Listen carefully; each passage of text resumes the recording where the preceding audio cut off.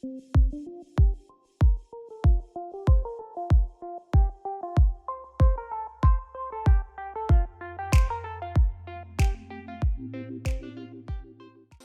morning, good evening, good afternoon.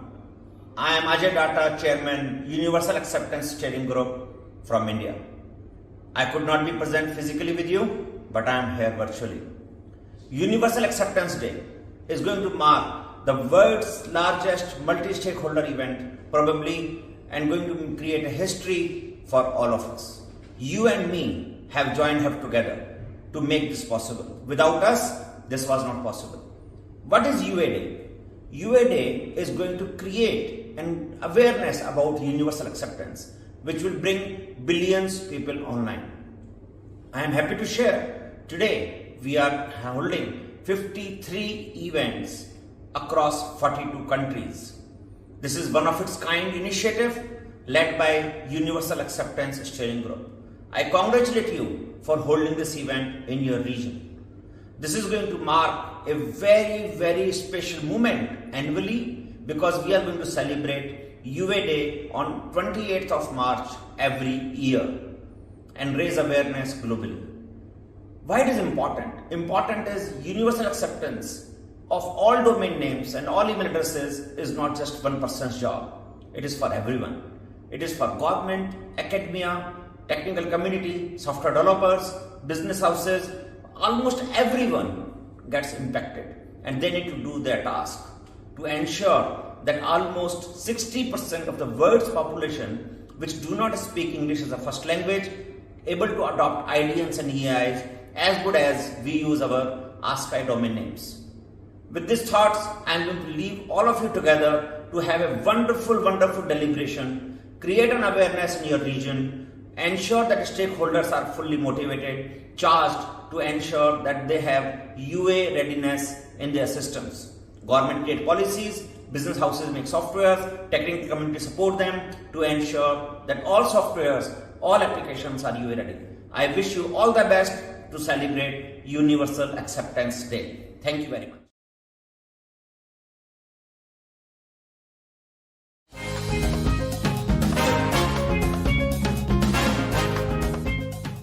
Imagine having no internet access. Imagine having no mobile communication services. Imagine a community without telecommunication services. Do you live in such a community? Then you fall within the digital divide.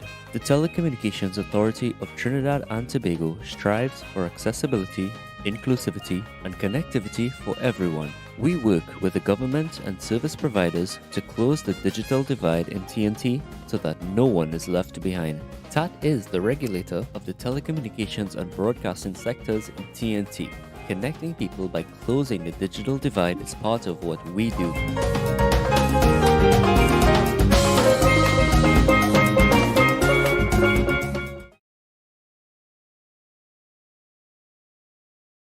My name is Christian Dawson, and I am the executive director of an organization called the Internet Infrastructure Coalition.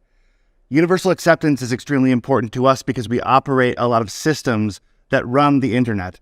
Universal acceptance is an outreach campaign to all of the people that build internet-connected systems, and what's super important about it is that to reach the promise of a multilingual internet, it doesn't just take the core domain name systems, the core systems that operate the naming and numbering systems of the internet. Everybody needs to update their systems to comply with their current standards. And that's the only way that we're going to reach the promise of a true multilingual internet. Abdelmanem Galila, Egypt. I am working for the telecom regulator of Egypt as the numbering planning manager and responsible for the operate CCT LED of Egypt. I have many positions within Universal Acceptance Steering Group. For me, universal acceptance is considered the life for someone who would like to access the internet using his or her own local language. A life for someone to be connected online. So if you are working for the government and want to have the governmental services to be accessed to all the citizens using their own local language. If you are academia and would like to have universal acceptance to be considered for the future trends to help the new user to be connected online, please go for adoption of universal acceptance. My name is Hadi Al-Minyawi. I'm with the at-large community. Universal acceptance is a universal approach that promotes one's identity and cultural diversity, allowing different people and different communities to access the internet in their own language. I hope you join me and members of the USG in making your systems UA ready.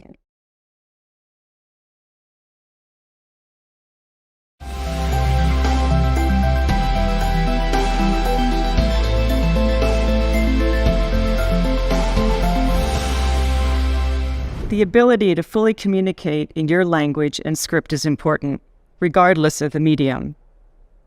Many people around the world cannot experience the full benefits of the internet in their own language simply because they're unable to use a domain name or email address in their language and script of choice. This challenge can be solved. Universal acceptance ensures that all domain names and email addresses work in all software applications for today's internet users and the next billion that will be coming online in the coming years. ICANN.org and the ICANN community are committed to working with key stakeholders around the world to achieve universal acceptance. We hope you can join us. These are exciting times.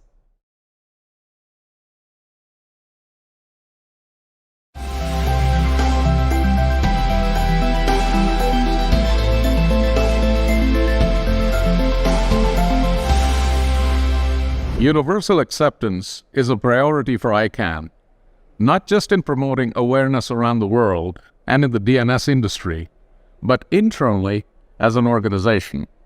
ICANN.org's engineering and IT team has been working to make our own internal systems and applications UA and EAI ready.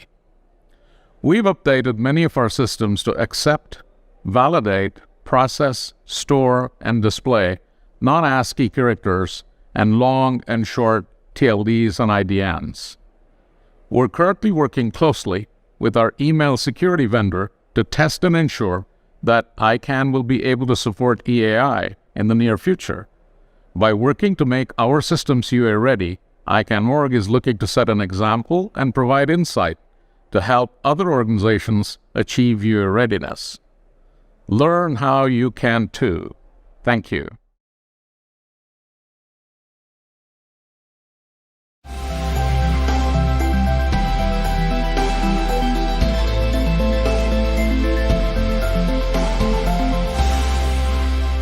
If you're a business leader, you should claim first mover advantage by updating your systems to be universal acceptance ready.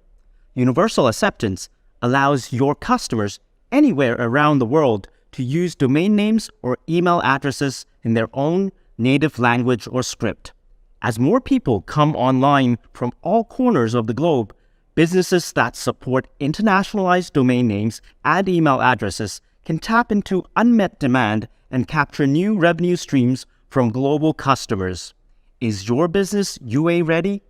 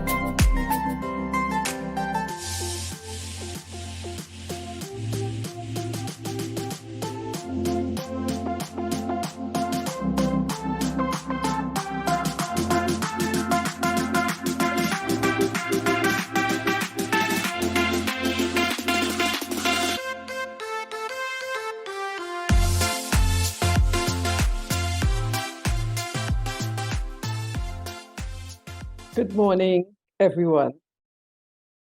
And since this is an online event, I wish to acknowledge those of you who may be streaming from other parts of the globe, especially those in a different time zone.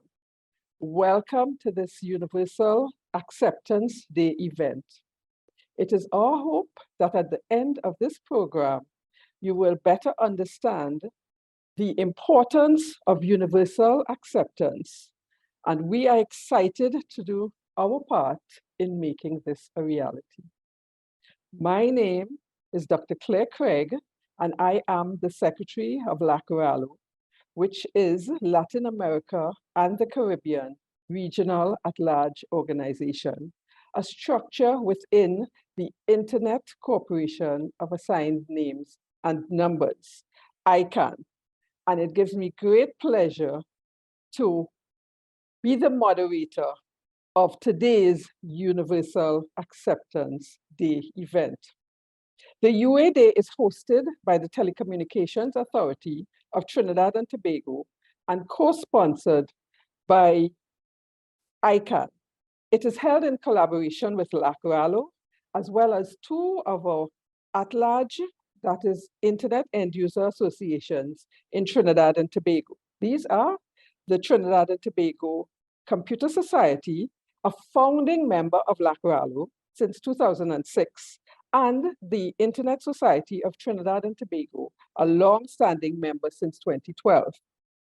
Before we go further, I would like to bring your attention to a few housekeeping rules which flashed across the screen a short while ago, but let's just go to the housekeeping rules for the event today. Yes, next slide, please. Right. This event is being recorded. Your mics and cameras will be off and your mics and cameras will be muted and off, except if you're giving a contribution, then you will be directed to turn it on. You are encouraged to use the chat, but remember, if you want to ask a question or make a comment, please use the following format.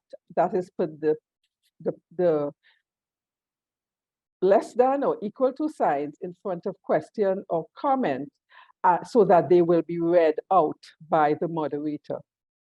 Or you may raise your hand directly if you wish to ask your question during the question and answer period. To raise your hand, select the reactions button and click raise hand.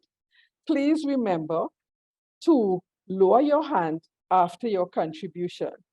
Also, keep your contribution short, no more than 2 minutes. If you have not changed if you're not logged on with your full name, please change it at this point in time. We have a packed schedule today, so let me move straight into that, the schedule. Next slide, please.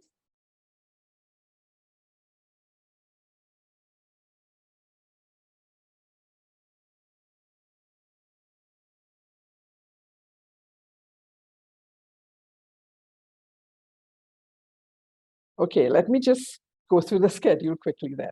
We have a short opening ceremony, which would be a welcome from Mrs. Cynthia Reddock-Downs, the CEO of TATT. Then we have another set of remarks from Mr. Niran Bihari, the past president of the Internet Society of Trinidad and Tobago. Then we move right into the technical sessions. We start with Mr. Albert Daniels, the Senior Manager, Stakeholder Engagement for the Caribbean.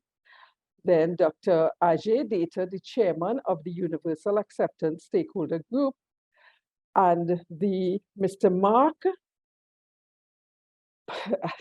sorry, Mr. Mark Datis Gel, the Internet Governance and Policy Consultant for the GNSO Council of ICANN, and Mr. Daniel Fink, the stakeholder. And then Daniel will speak to us about what's next steps, and we go into the closing event. So without further ado, let me introduce Mrs. Cynthia Reddock-Downs. Next slide, right, next slide. Mrs. Cynthia Reddock Downs is the Chief Executive Officer of the Telecommunications Authority of Trinidad and Tobago. By profession, a chartered accountant, she also has a BSc degree in Industrial Management from the University of the West Indies with certification in Systems Analysis and Design. She has worked with the authority since inception of 2004 and in so doing has facilitated and developed the ICTs in Trinidad and Tobago, including the development of a competitive telecommunications and broadcasting industry. Since 2013, she has represented Trinidad and Tobago as the Vice Chair of the ITU Regional Group for Latin America and the Caribbean. She has the Study Group 3, responsible for developing international standards in the areas of policy, economics, and accounting. Cynthia is also a member of the ITU Focus Group on Digital Financial Services, with a focus on responsibility for development and international standards of the DFS, which are now published. So let's move straight and have Mrs. Downs here bring our remarks. Thank you, Mrs. Dunn. Thank you very much, Claire, and good morning, everyone. It is indeed a great pleasure to be here with you this morning. Dr. Anjay Data, Chairman, Universal Acceptance Steering Group, USG. Mr. Albert Daniels, Senior Manager, Stakeholder Engagement, the Caribbean Internet Corporation for Assigned Names and Numbers, ICANN. Mr. Daniel Fink, Stakeholder Engagement Director, Brazil, ICANN. Mr. Mark Natisgel, Internet Governance and Policies Consultant and Director of Governments and Primer, and member of Generic Names Supporting Organization, GNSO Council. Dr. Claire Craig, Secretary of Latin American and Caribbean Islands, Regional at-Large Organization, LACRALO, and Director of Research, Caribbean Network Operators Group, CaribNOG. Mr. Niran Bihari, past President of the Internet Society of Trinidad and Tobago, ISOC-TT. Mr. Dev Anand Tilaksing, Director and Secretary of Trinidad and Tobago Computer Society, TTCS. Mr. Raj Ramdas, Director at Restore a Sense of ICANN, RSC International Limited. Distinguished guests, good morning, good afternoon, good evening, everyone. It is indeed an honor for the Telecommunications Authority of Trinidad and Tobago to partner with LACRALO to host this virtual seminar to raise awareness and to celebrate Universal Acceptance Day. LACRALO is a community group of the Internet Corporation for Assigned Names and Numbers, ICANN. Universal acceptance, or UA, is a technical requirement that ensures all valid domain names and email addresses, regardless of script, language, or character length, can be equally used by all Internet-enabled applications, devices, and systems. It is essential for creating an inclusive, accessible, and trustworthy digital environment that benefits everyone without barriers or discrimination. The Universal Acceptance Steering Group, UASG, has established and spearheaded various activities and initiatives to promote universal acceptance. These initiatives aim to develop and promote technical standards and best practices that ensure that all digital systems and platforms are able to recognize and accept all domain names and other identifiers, including those in non-Latin scripts and characters. Founded in 2015, the USAG is comprised of representatives from more than 120 companies, including those like Apple, Google, and Microsoft, governments, and community groups. The concept of universal acceptance seeks to fulfill the promise of the Internet for all. This is critical to facilitate a multilingual internet, whereby users worldwide can navigate in their local languages. People worldwide increasingly rely on digital technologies for communication, commerce, and other aspects of daily life. However, without universal acceptance, certain groups or individuals may be excluded from accessing essential services or opportunities, leading to inequality and disadvantage.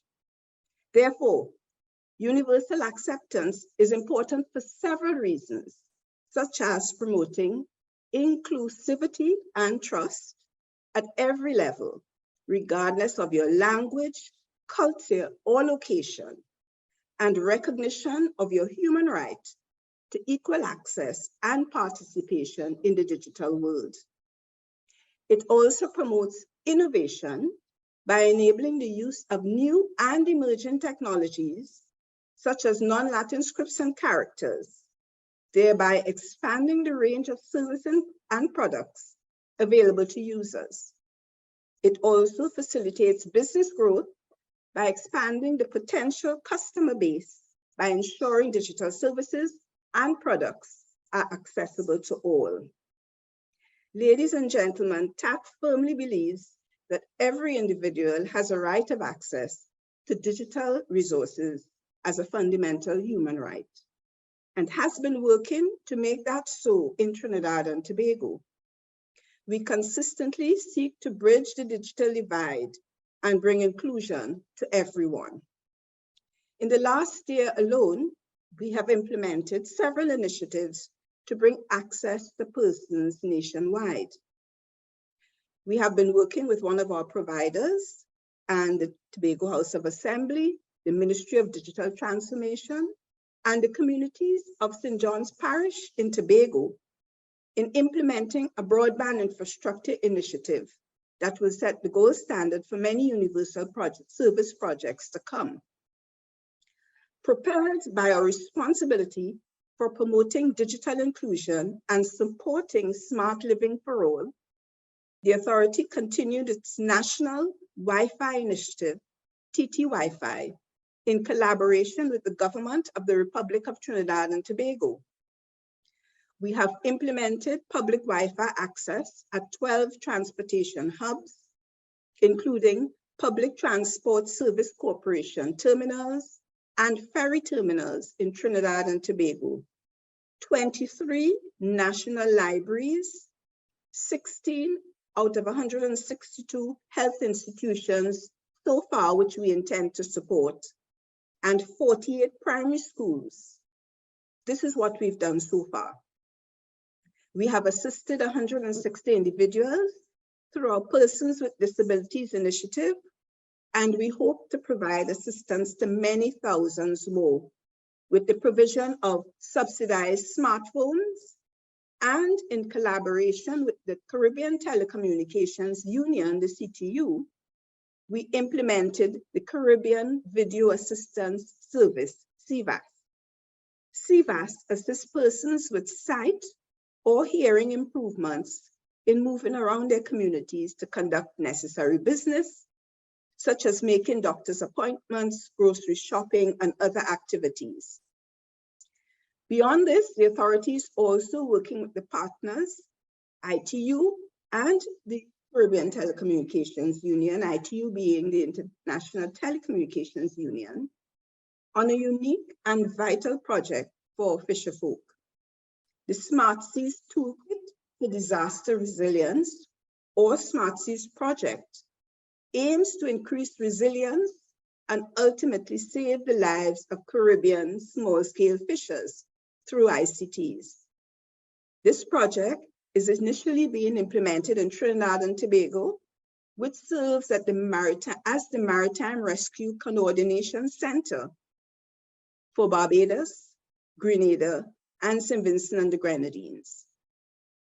The Smart Seas project is a joint initiative of the International Telecommunications Union, the Caribbean Telecommunication Union, and the authority, supported by the government of the Republic of Trinidad and Tobago. Ladies and gentlemen, this UA Day activity is one of TATT's actions to ensure the widest inclusion of every participant in our developing digital nation. Achieving universal acceptance requires a coordinated effort from various stakeholders, including governments, organizations, and technical experts. TATT has chosen to be one of them. While there are challenges to achieving universal acceptance, there are also significant benefits, including increased accessibility, user satisfaction, and economic growth. Today's session aims at overcoming one of the most critical challenges of universal acceptance: lack of awareness of the concept, the need for it, and taking the necessary steps to ensure that websites, applications, and services are universally accessible. At this engaging seminar, you would hear from leading experts in the field who will share their insights on the benefits of universal acceptance, the challenges faced in achieving it, and what we in the Caribbean can do to make it happen. I welcome all of you from academia, our local internet service providers, the business community, and government organizations to participate in this fruitful discussion. It is by working together we can achieve universal acceptance. Thank you, and may you have a knowledge-filled, enriching day. Thank you. Thank you, Mrs. Reda Dunks, for setting the tone for today's event, as well as for sharing TATT's commitment to Internet for All, and for walking us through some of the initiatives that the Telecommunications Authority of Trinidad and Tobago, some of your projects that you are doing locally, as well as with some of our CARICOM neighbors. We now turn to Mr. Niran Bihari for his comments. Let me just read Mr. Bihari's bio. You could just put Mr. Bihari's bio up on the, please.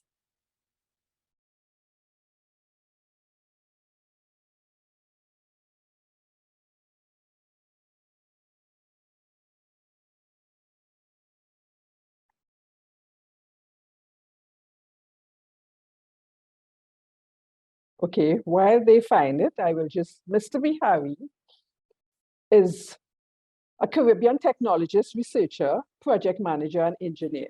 He holds multiple degrees and certifications, inclusive of a B.Eng Material Science and Engineering from the Imperial College, M.Eng Civil Engineering, and a BSc in Computing and Information Systems, University of London.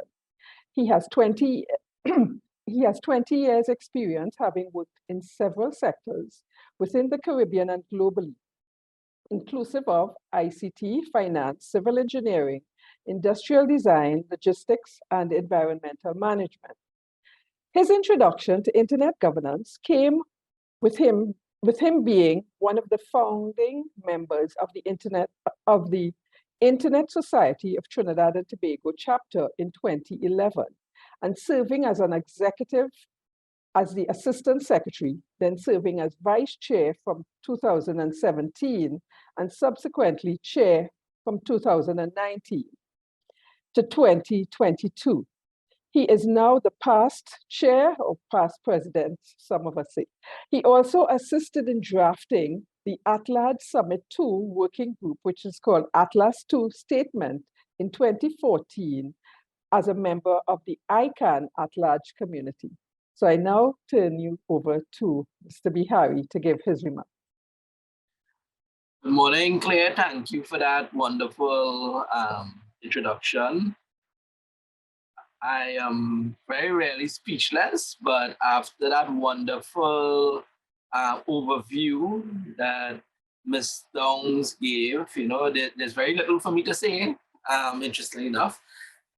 As part of the LACRALO community, as one of the ALSs within the Caribbean and Latin American region, UA is particularly important considering that within the Caribbean region alone, we have Spanish, English, Dutch, French, as well as many native and indigenous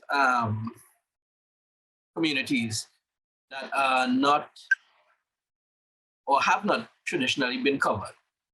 And as such, within our community, working with these bodies have proven challenging, especially in terms of getting some of them online and embracing online and digital technologies. Universal acceptance goes a long way in addressing these concerns. With approximately 5 billion people on the planet right now, with no internet access, and we expect at least 1 billion of those to be coming online within the next 10 years, within the Caribbean region and Latin America by extension.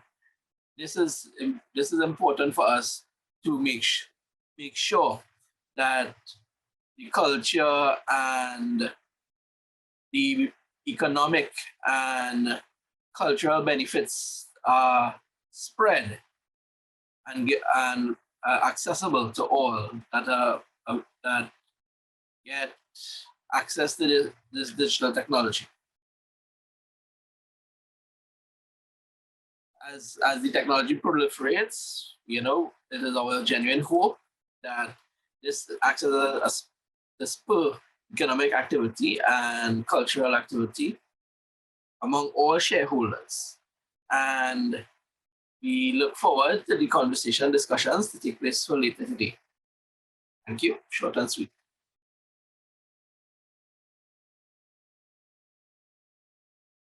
Thank you so much, Niran.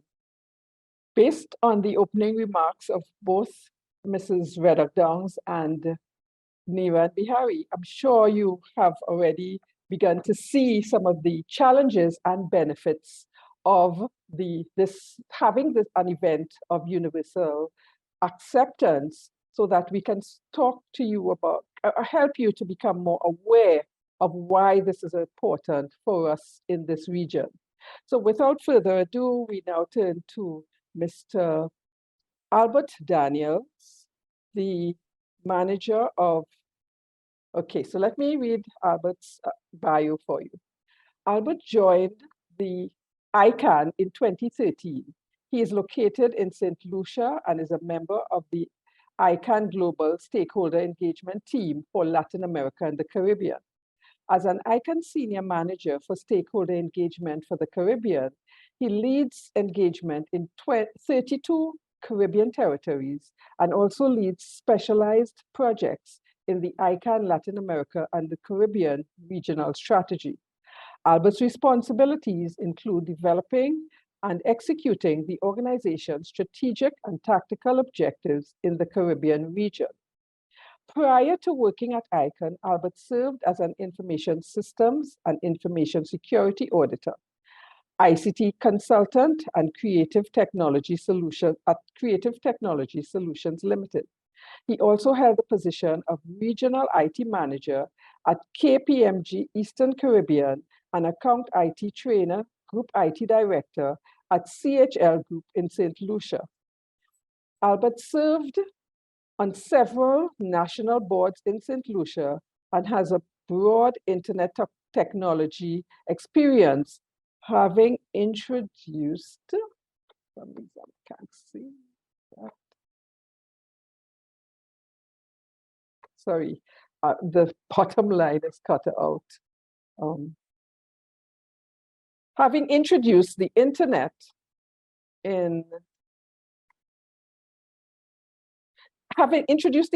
to St. Lucia in 1993. So I now turn you over to Albert Daniels, who will give us an overview of what is universal acceptance. Albert? Thank you so much, Claire. Can you see my slides? Yes. Okay. Good morning, distinguished ladies and gentlemen and colleagues, and also stakeholders from the various stakeholder groups that are present on this call today. My task is going to be to lay the foundation for this morning's proceedings in terms of giving an explanation of what this whole concept of universal acceptance is all about. During the presentation, we would look at the concept of language and domain names on the internet and how universal acceptance ensures that the users of the internet have both a freedom of choice and linguistic autonomy when they use the internet. What is actually happening is that we are seeing tremendous innovation with regard to the internet.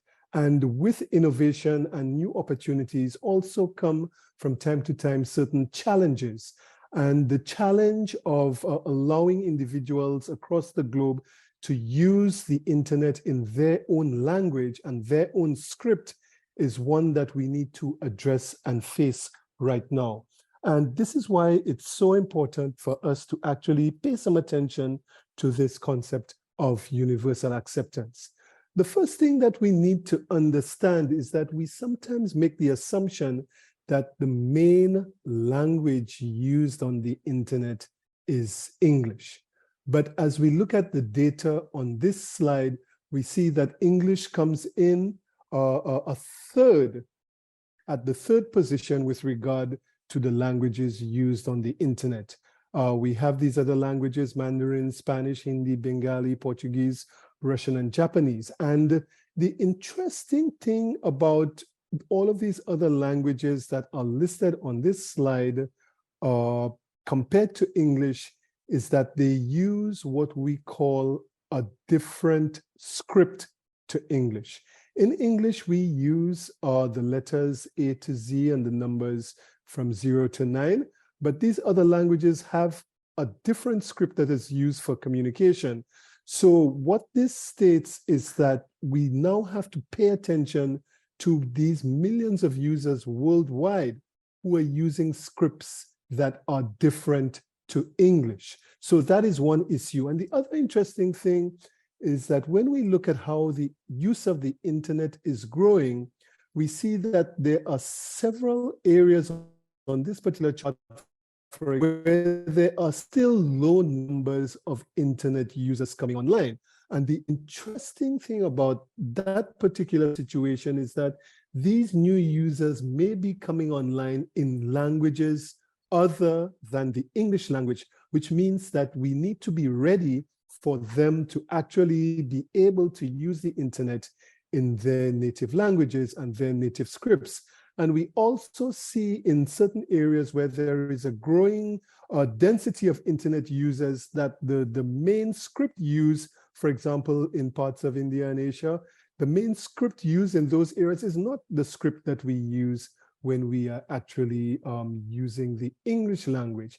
And what the data also shows is that we want to open up our economies to many new users who may be coming to take advantage of our products and services from different languages using different scripts. And we want to take advantage, for example, in the Caribbean, we know we have visitors from all over the world, and we do not want to miss a booking reservation on a flight or at one of our hotels from somebody who happens to be using an email address in a foreign script to us in a different script other than the Latin script, simply because our computer systems were not able to accept that email address. So in order to understand what universal acceptance is all about, we need to look at another perhaps esoteric topic, the topic of the domain name system. We all use the internet. We all know what Instagram, Facebook, the World Wide Web, and email is, but sometimes we are not always as familiar with what allows all of those applications to work. And a very important part of internet infrastructure is what we refer to as the domain name system. Now, in that domain name system, we have internet protocol addresses, which are referred to as IP addresses. And those are the numbers that you see sometimes when you are configuring your internet router at home. Some of us may have seen numbers like 192.168, et cetera, And on this slide, the number 208.80.154.224 is an example of one of those IP addresses. And the thing about it is that every device which is connected to the internet must have one of these unique identifiers. And this unique identifier, this IP address, is not always easy for us human beings to remember.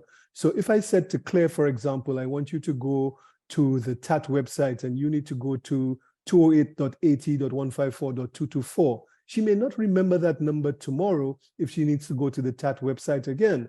So what we have come up with in ICANN, which is the Internet Corporation for Assigned Names and Numbers in collaboration with stakeholders all over the world, is this domain name system that allows us to use names instead of IP addresses. So if we wanted to go to the TATT website, we might be able to use something like tat.tt, or if we wanted to go to Facebook, we would use facebook.com or instagram.com or ctu.int, because those domain names are a way of expressing our ideas, projects, and brands, and they are much easier for human beings to remember. And the domain name system works by translating these domain names into IP addresses. And in the structure of a domain name, we have several parts. We have the HTTPS, and that we are all familiar with, and the www, followed by a label, and then finally a top-level domain name. And on this screen, you are seeing some examples of two different types of top-level domain names. And the top-level domain name is simply what comes after the last dot in a website domain name. So we are all familiar with facebook.com. So the .com would be a top-level domain name. We are also familiar with domain names like isoc.org. So the .org would be a top-level domain name. That would be what we refer to as a generic top-level domain name. .org, .org, .edu, and so on. And in addition to the top-level domain names, the generic top-level domain names, the GTLDs, we also have country code top-level domain names. For example, in the case of Trinidad and Tobago, the country code top-level domain name is .tt. In the case of Barbados, .bb. In the case of St. Lucia, .lc. In the case of Jamaica, .jm. And all of these are CCTLDs. Those are top-level domains that are at the end of the domain name in this structure of a domain name. The very last thing that you see after the last dot would be the top-level domain name. And then there are two types. Also, when we use email addresses as well have a structure. My email address, for example, is albert.daniels. That's the user at ICANN. ICANN is the label .org. Again, there is another example of a top-level generic domain name .org. In this example on the screen, what you are seeing is an example of something that we call an IDN, an internationalized generic top-level domain name. And what this means is that instead of using the Latin script as the top-level domain name, the top-level domain name in this case is using Chinese characters, which are non-Latin characters. So in this particular example of an email address, what we are seeing is something different to what we are accustomed to in the English-speaking world. We are seeing this generic internationalized top-level domain name. And the question is, will this email address work on our systems? And that is the real issue.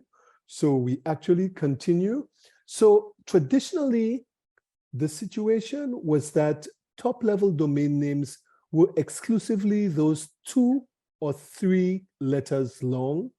and only allowed for the digits 0 to 9, lowercase letters A to Z or uppercase letters A to Z, and punctuation symbols. All of these are what were traditionally accepted for top-level domain names in the Latin script. So in cases, for example, where we had a top-level domain name like .exp as what would be used to represent example, with the evolution of the internet, instead of sticking to a 3-character top-level domain name, we can actually use the entire word example. So .example would be the top-level domain name that would be used in this particular case. So what has happened in the internet with the domain name system is that we have seen over 1,200 new top-level domain names introduced into the internet. So we now have top-level domain names which are longer than the 3 characters, like .education, .hotels, .business, .cars, and so on. And not only that, but we also have top-level domain names which have been internationalized.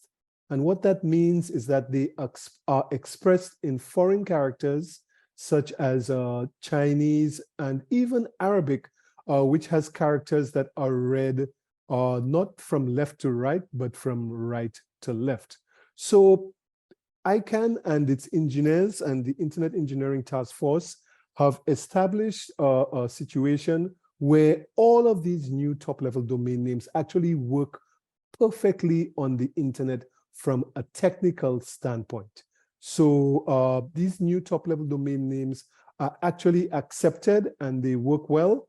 And we have seen also email address internationalization, which means that email addresses are also able to be used with those longer top-level domain names and those internationalized top-level domain names.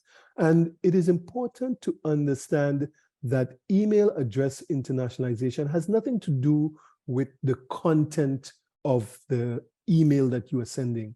And it has everything to do with the structure and the description of the email address. So when we talk about universal acceptance, we are not talking about what the users in all of these different parts of the world are actually talking about on the internet or displaying on their websites. What we are talking about is how the names of their websites and their email addresses are actually expressed using various non-Latin scripts. So when all of these related elements are taken into consideration together, we have the foundations of what we refer to as universal acceptance. And universal acceptance is a concept. It is the idea that all computer systems all over the world should comply with standards that treat all top-level domains in a consistent manner, allowing for the generation of greater linguistic and commercial freedom in the use of top-level domain names. So having identified this situation of wanting all top-level domain names to be fully accepted, the Universal Acceptance Steering Group was established around 2015 and has been working since then to lead and coordinate universal acceptance efforts around the world by uniting the different partners, commissioning studies, and producing materials that would create a situation where all of the top-level domain names that are available actually work on various systems. The Universal Acceptance Steering Group Committee is a global group of volunteers and contractors who all work together, and they research, they establish and analyze tools for communication, materials, and all of the other tasks necessary that are important to ensure that universal acceptance is available to everyone. And here are some of the key reasons why universal acceptance is important. Of course, we always seek to comply with technical standards when we are using any system, but very importantly, the concept of universal acceptance seeks to give the freedom of choice to individuals across the globe to use the internet in their language, to communicate in their script, and to ensure that their websites and emails are comfortably being used and work well in their own script, which gives, of course, a better experience for the next billion internet users who will be coming online.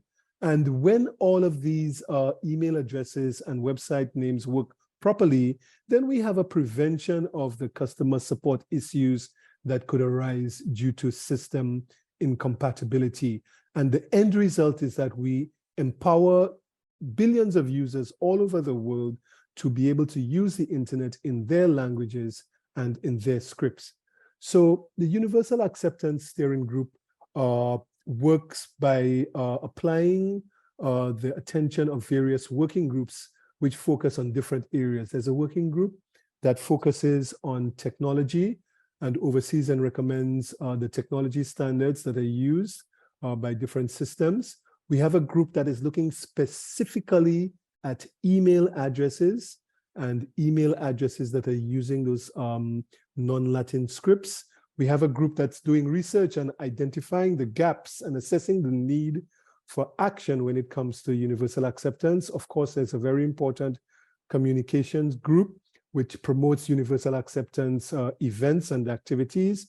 And there are many local initiatives like this Universal Acceptance Day today in Trinidad and Tobago, where users can learn more about universal acceptance at their own country level.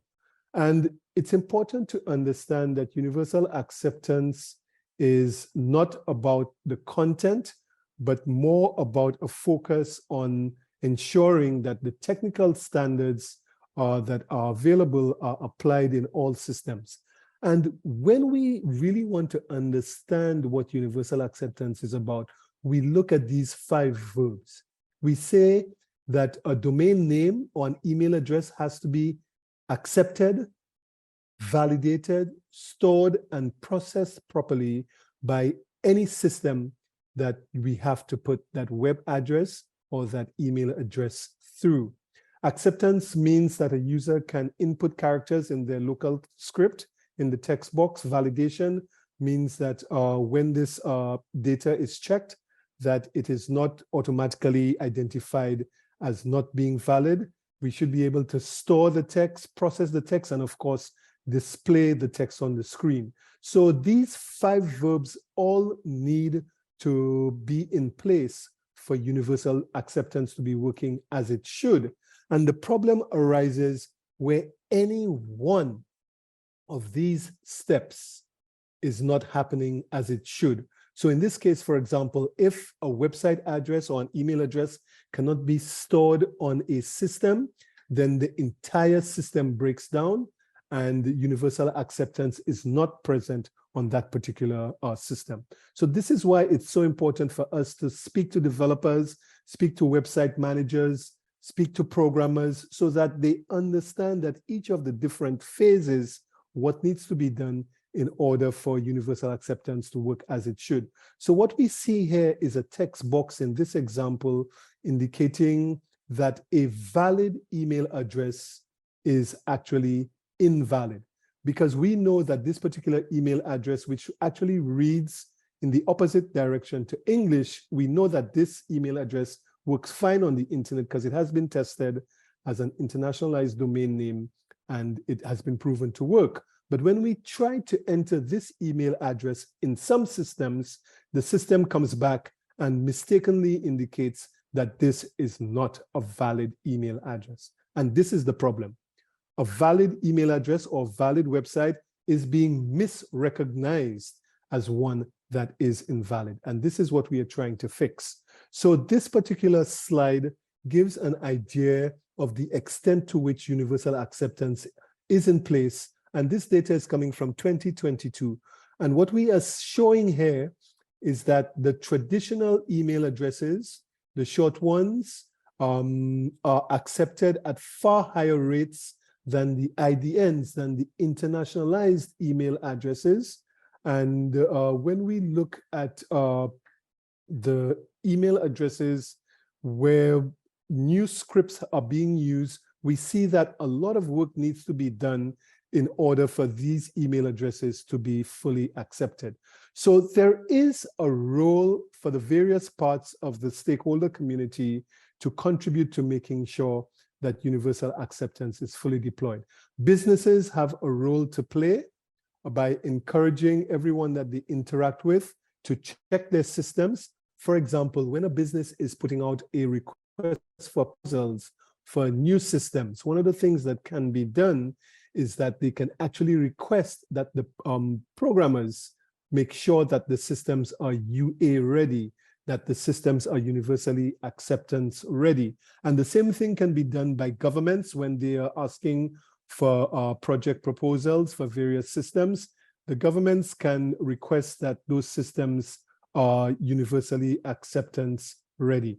And also civil society and the technical communities have major roles to play when it comes to ensuring that everything is done to incentivize contributors to look for issues and solve issues surrounding universal acceptance, and to do also what we are doing today, which is carry out capacity building and educational activities that allow programmers and managers to solve universal acceptance problems, and also to be familiar with the tests that need to be done to ensure that universal acceptance actually is working as it should.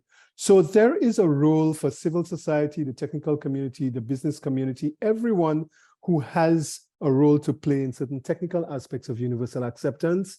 And the Universal Acceptance Steering Group is available with a tremendous amount of resources to deal with this problem and this issue of universal acceptance. There is a universal acceptance website, which, as you will see, is using a new top-level domain name, .tech, which is longer than the traditional 3 characters that we are accustomed to.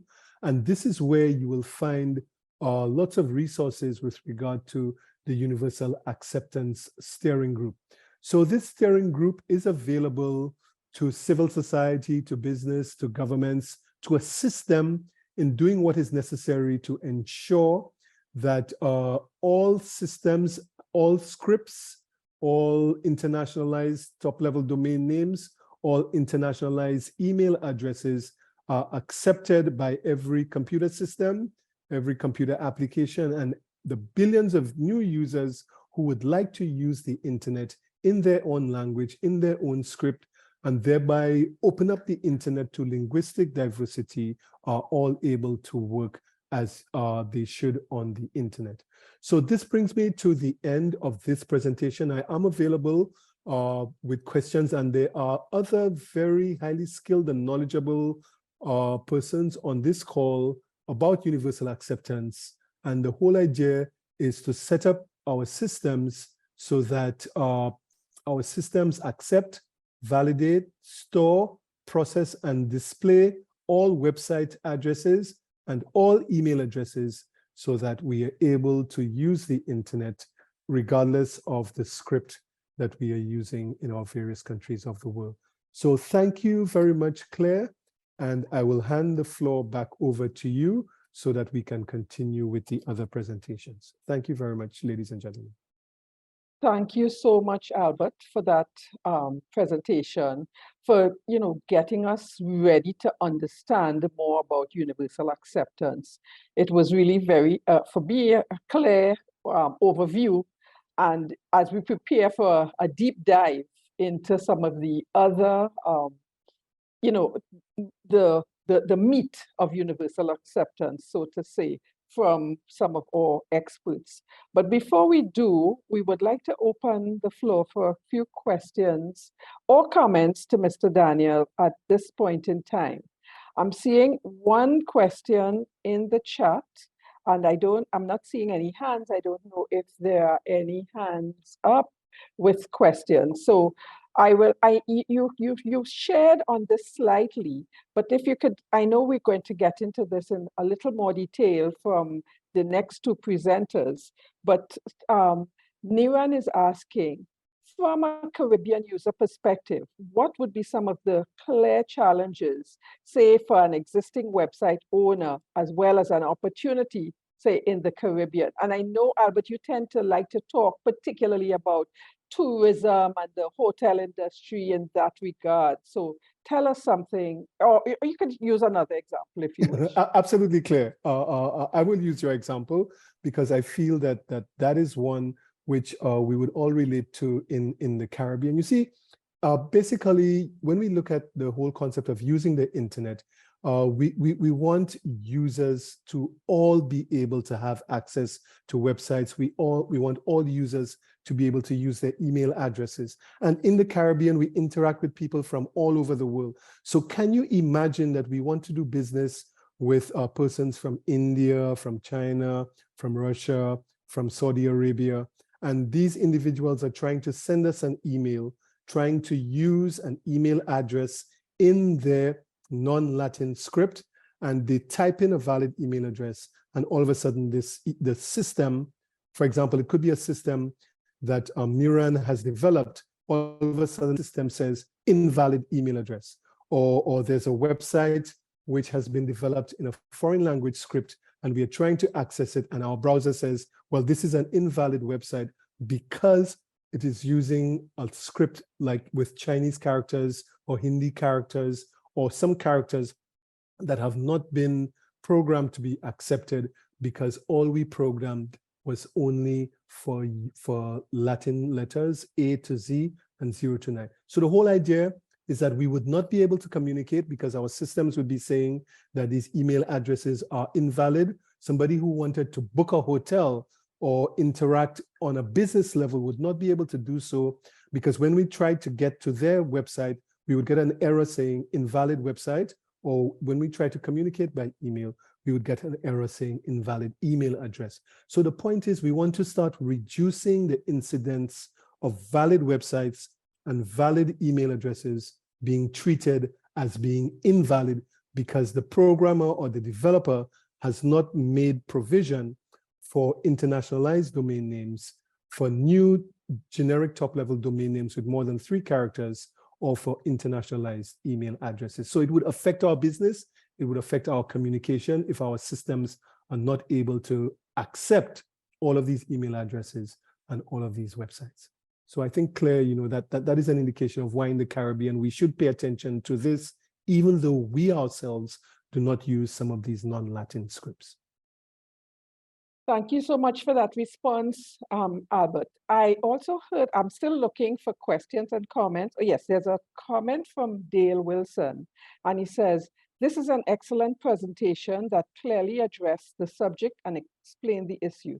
Thank you. My only question was regarding resources that businesses might access in their pursuit of this, but it was potentially answered in the last slide with the website, which I will check out.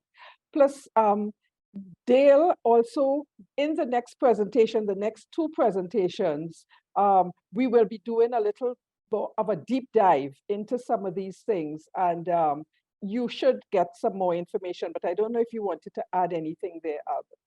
No, that's fine. And this was the purpose really of actually putting up this last slide so that it can be clearly seen that I think you might be able to see it, not in presentation mode right now, but you can see the web address, https://uasg.tech.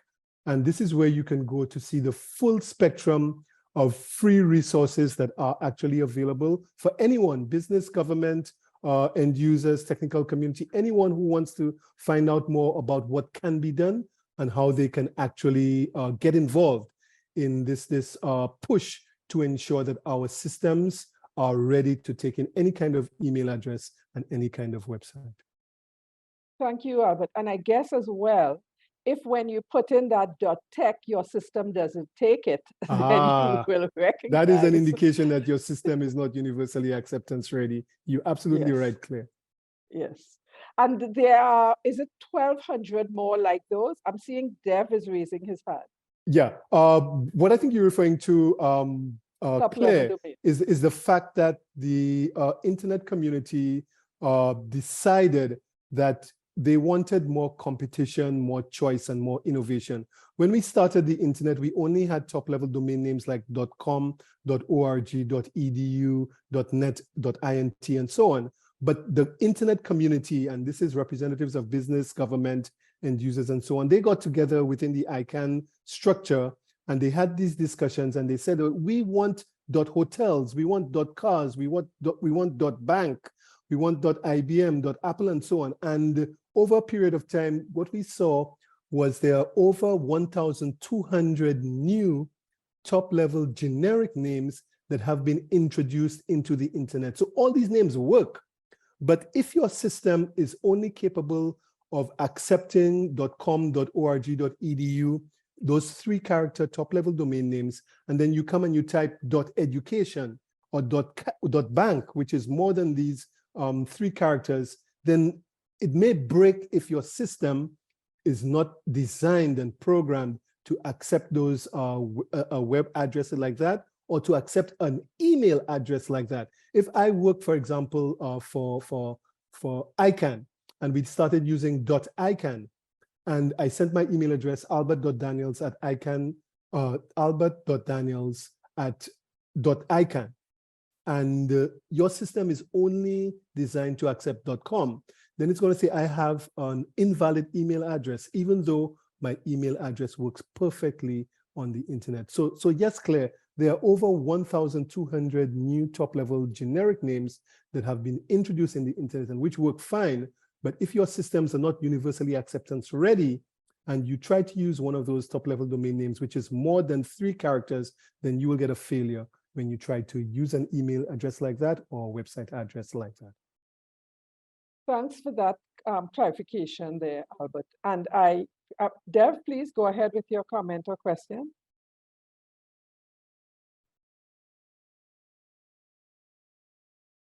I don't think I'm not hearing Dev.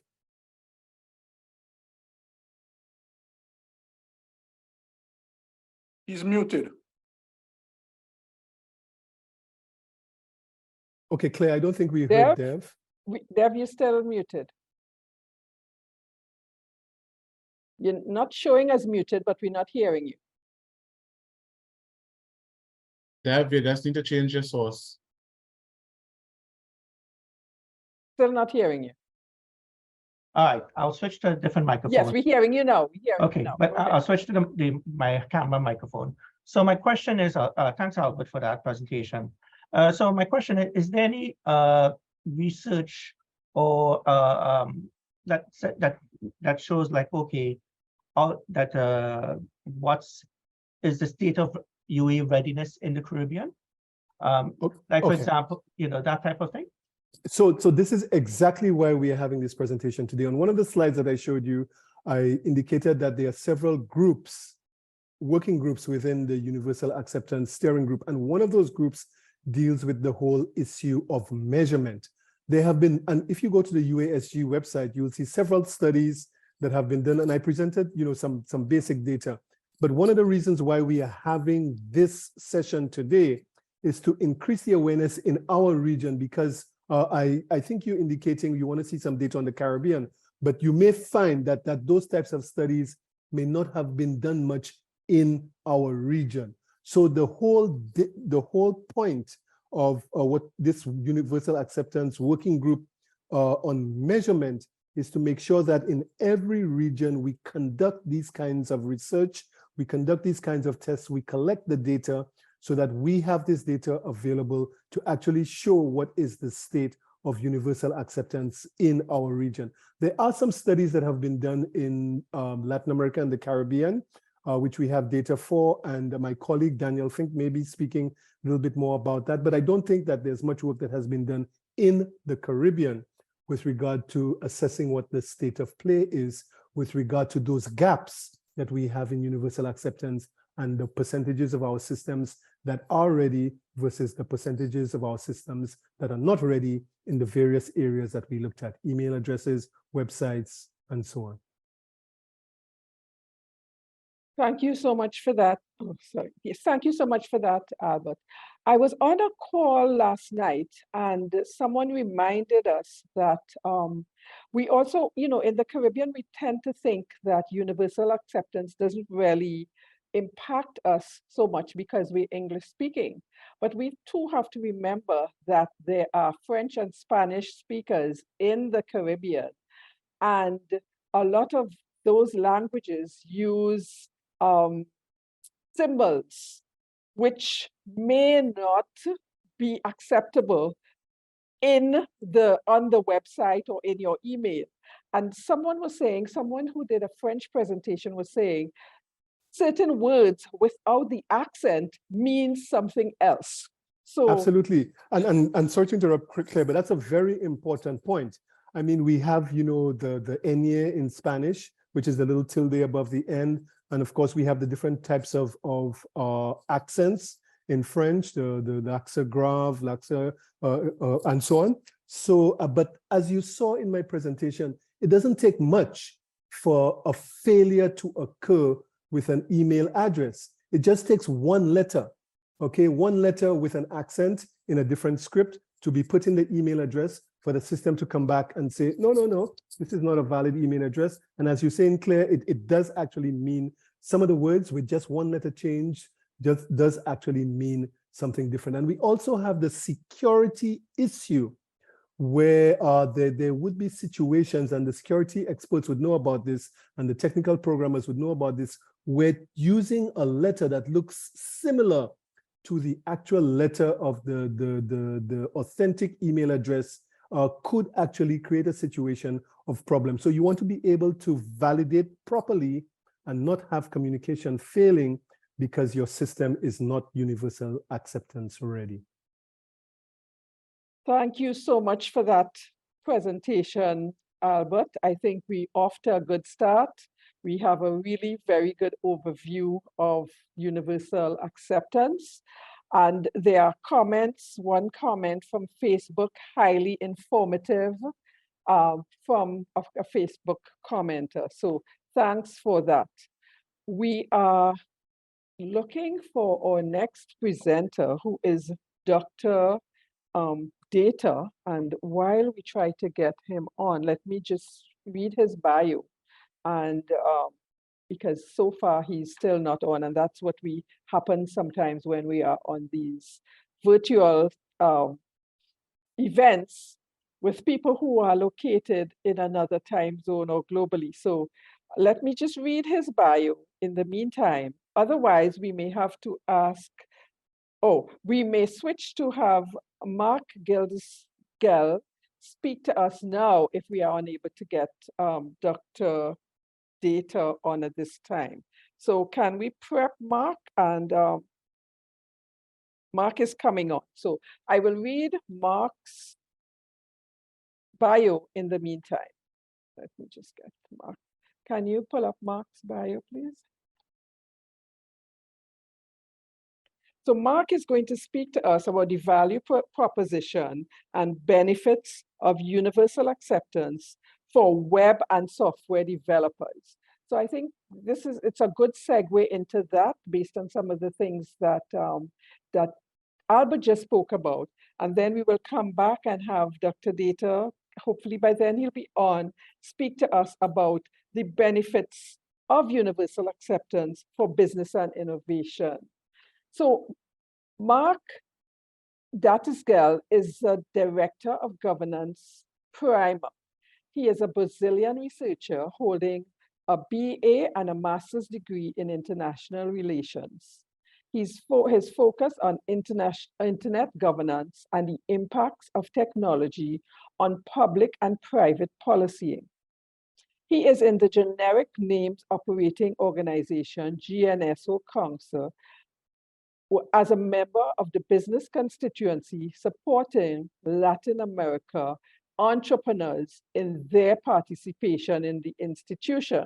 And since he's a member of Latin America and he's participating in our event, we hope that the Caribbean will be able to get some value from his expertise moving forward. Mark works as a consultant to business and individuals in his participation in international institutions and events that relate to technology. He is also a creator of the Governance Primer course, a free initiative that since 2016 teaches internet governance, which has been carried out in 3 countries. Now, I know I'm sure that Mark is from Brazil, so probably his courses may be in Portuguese, but we may be able to have those courses translated into English or French or Spanish, which are some of the countries that are spoken in the Caribbean as well. While we wait for Mark to join, because I'm not sure that he is on yet, I hope that you are seeing the vast organization that ICANN is, and some of these, the acronyms that you may begin to get used to as you attend more of these ICANN type initiatives, the GNSO, ALAC, LACRALO, ICANN, and those are just a few to start. I see Albert has put his camera back on, so I don't know if Albert wants to say something while we wait for Mark to join. No, sure, Claire. I mean, I was basically just being available in case you wanted to talk a little bit more about ICANN, because ICANN is a very important organization that all of your stakeholders should be familiar with. And the reason for this is that it is the place where decisions on the internet are actually made with regard to the type of internet that we would have. Are you seeing this slide, which is on the screen right now? Yes, we are. So, yes. So the ICANN community is basically made up of the multi-stakeholder community is a part of the ICANN ecosystem, and this is the representative of all of the end users and all of the governments, all of the representatives of business, all of the representatives of the technical and academic community. And all of you have a place in the ICANN multi-stakeholder community, and there you discuss policies, there you decided on all of these new top-level domain names. And then the ICANN organization facilitates that discussion. Sorry, Albert, you are in speaker mode and not presentation mode. So if you could just flip. I know that happens to all of us. Great. Okay, yeah. So this is what I was saying. This particular slide actually shows that the 3 parts of the ICANN ecosystem. And what I was saying is that the most important part of the ICANN ecosystem is that part which represents the community, the technical community, the business community, the governments, academia, end users, and so on. So their policies are discussed and developed and then sent to the ICANN board of directors. And when the board has taken a decision to implement a policy, the ICANN organization actually goes ahead and implements it. So these acronyms that Claire was talking about, for example, GNSO, CCNSO, and ASO, those are just the different places where policy is discussed, and policy with regard to generic names that we've spoken about, policy with regard to country code names, and then also policy with regard to these internet numbers. And then the other important part is that you have the different community sectors, the end users, the government, the security community, all advising the ICANN board whenever a policy is being developed. So we shouldn't think as stakeholders that policies are developed by someone else. We all need to get involved. As end users, we should get involved in the at-large advisory committee through our LACRALO, which represents Latin America and the Caribbean. We should ensure that our governments send a representative to the GAC, and we should ensure that our technical community also gets involved, so that when policy is developed within ICANN, when issues are scoped and go through all of the different stages, that they reflect our needs as a Caribbean community. So that's all I wanted to say, that it's very important for us to get involved in what's happening in communities like the ICANN community, because this is where the decisions are taken with respect to the type of internet that we have for business, for development of our community, our economy, and also for social and recreational activities. So back to you, Claire. I don't see your video on, so I'm not sure what's happening. I could talk for the whole day. Thank you.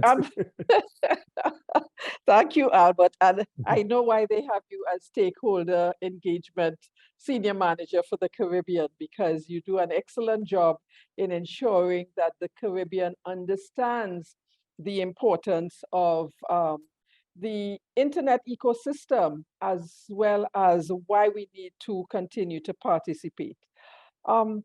So we still await Mark, who is supposed to be on, but Daniel says he will come on now. So let me just give you a brief about Daniel Fink.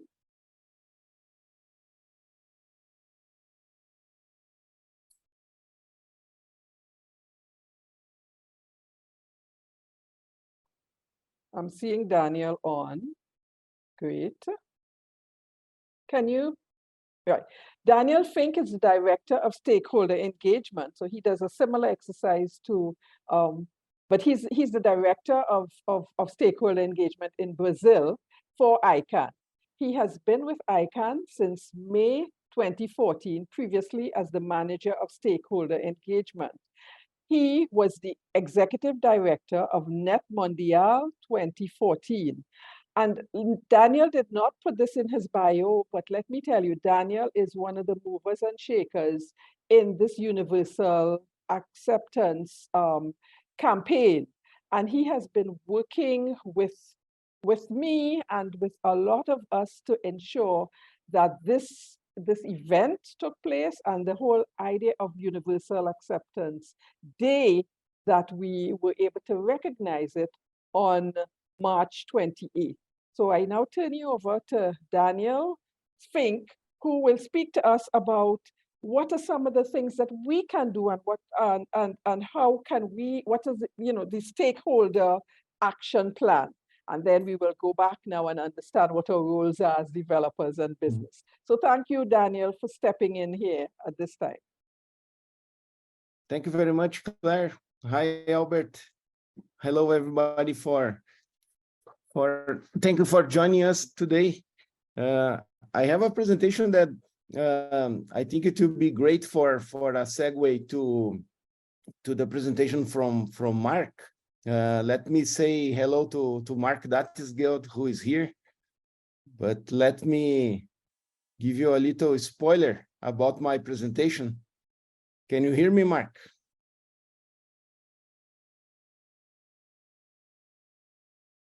Mark is muted, so if he's answering. Okay.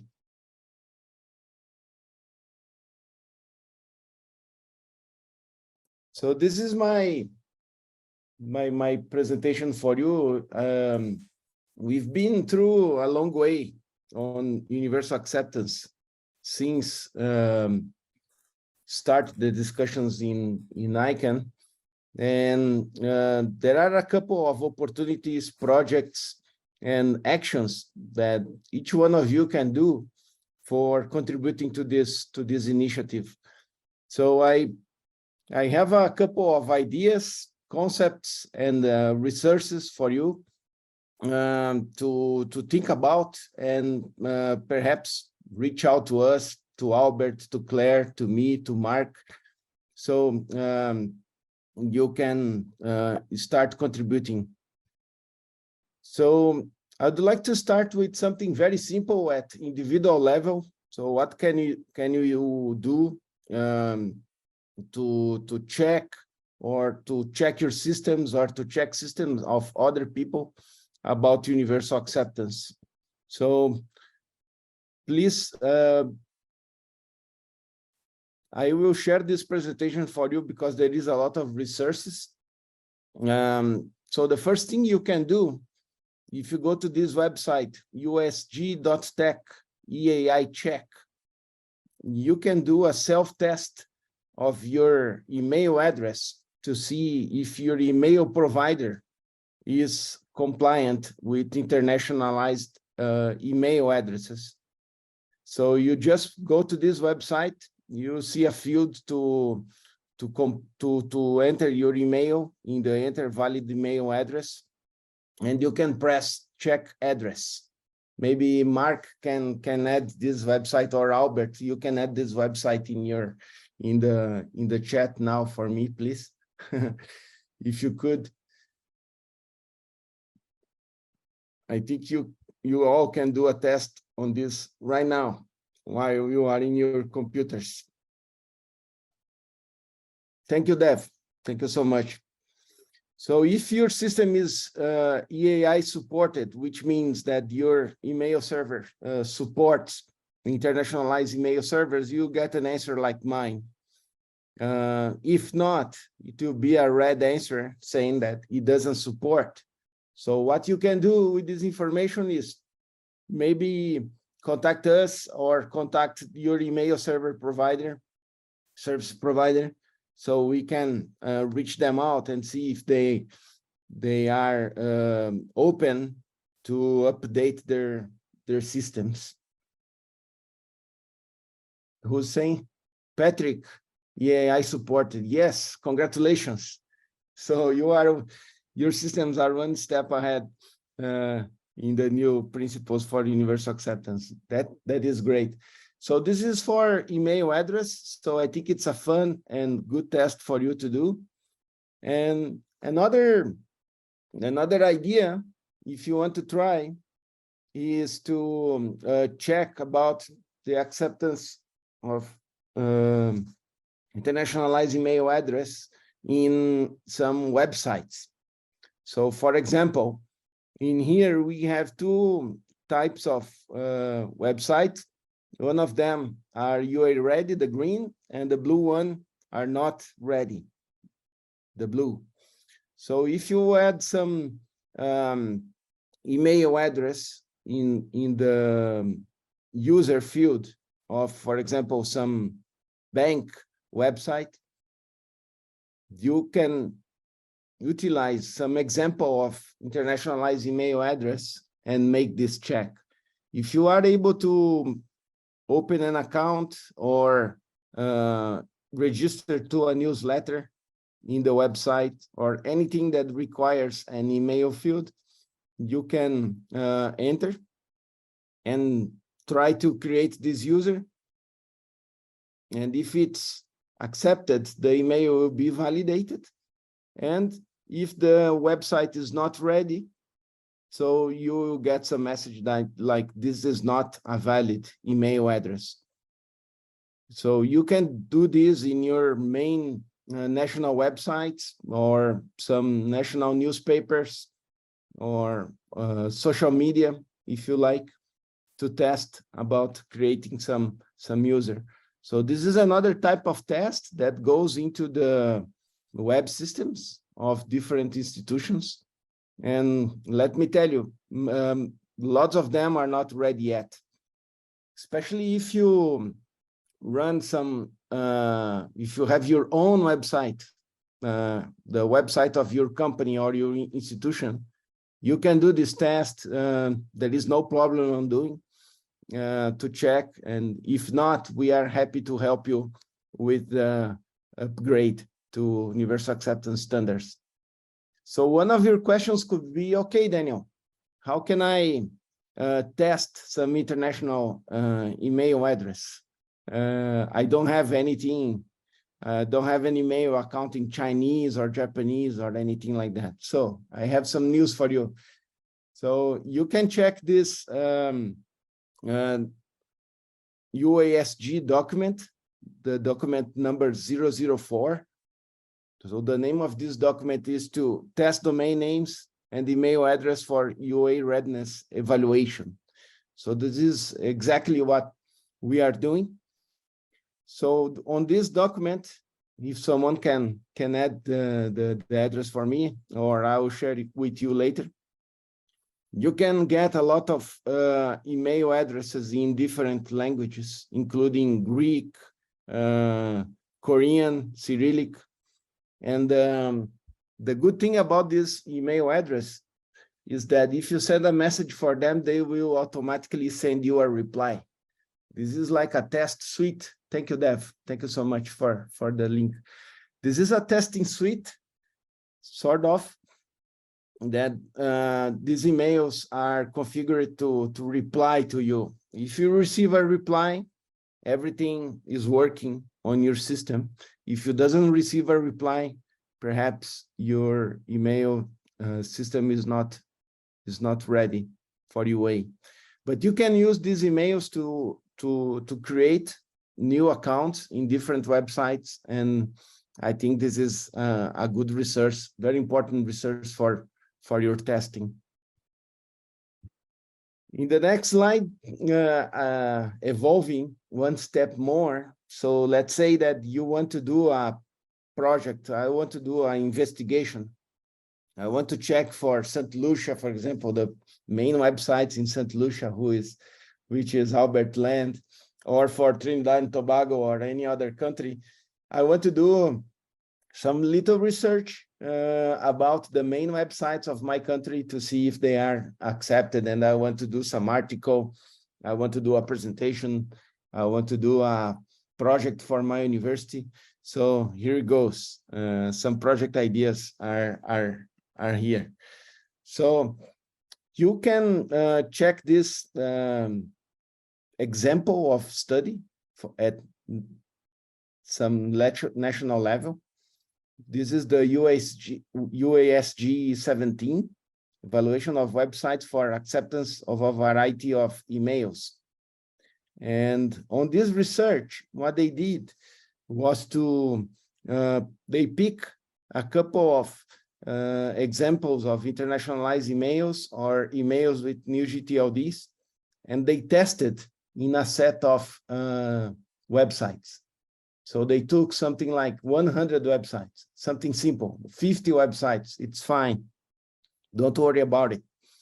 And they tried to create users, they tried to subscribe to newsletters, anything that could enter some email address. And they did some evaluation. So as you can see, back in 2017, for a set of websites, they found that Arabic email address were only accepted in 8% of the systems, unfortunately. Chinese email address, only Chinese in the address, also 8%. And the statistics were a little bit better for other examples of email address.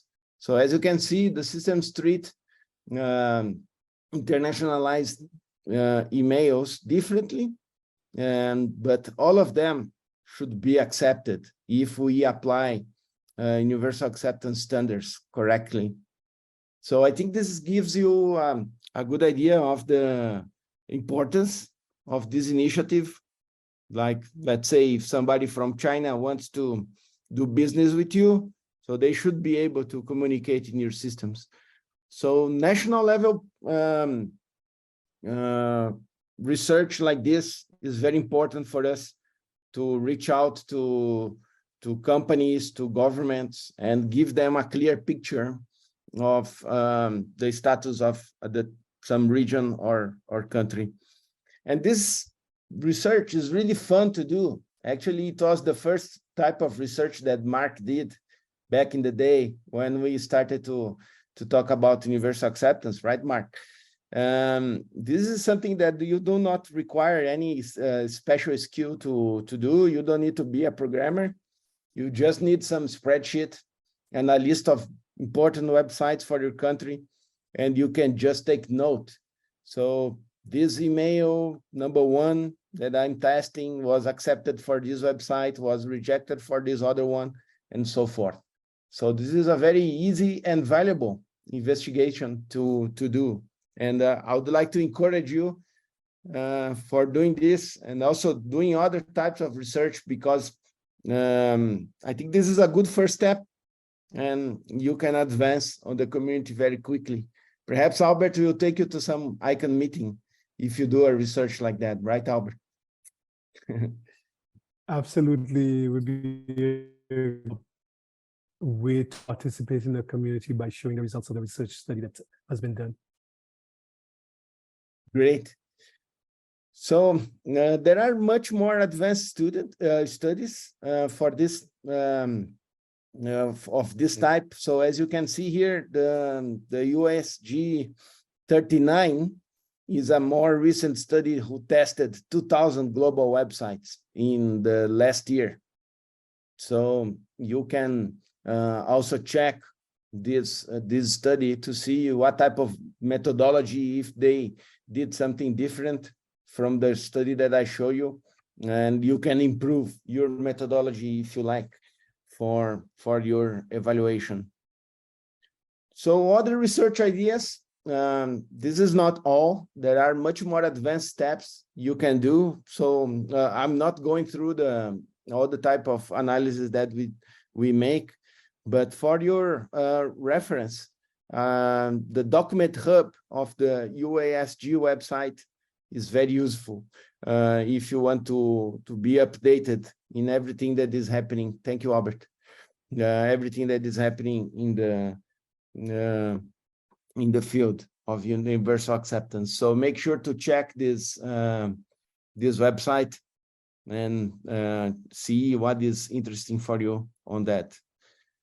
So in terms of practical activities, just to conclude my presentation before handing over to Mark,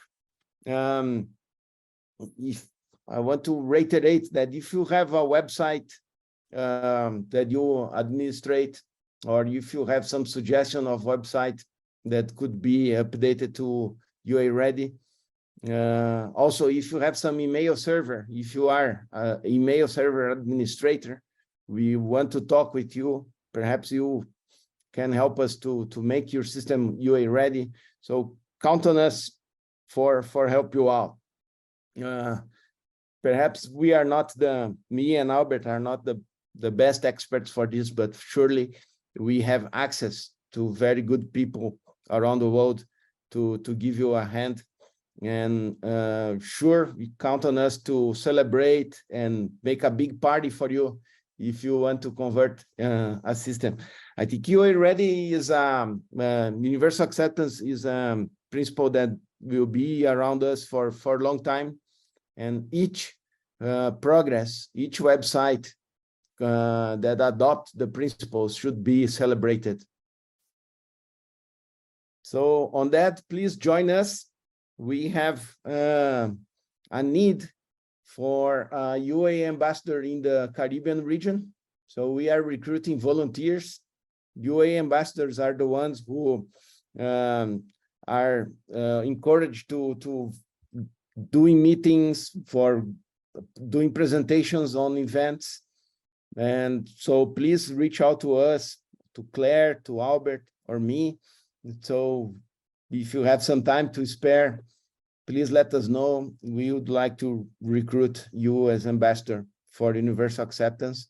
LACRALO, the group that Claire is a great leader, is launching a universal acceptance initiative.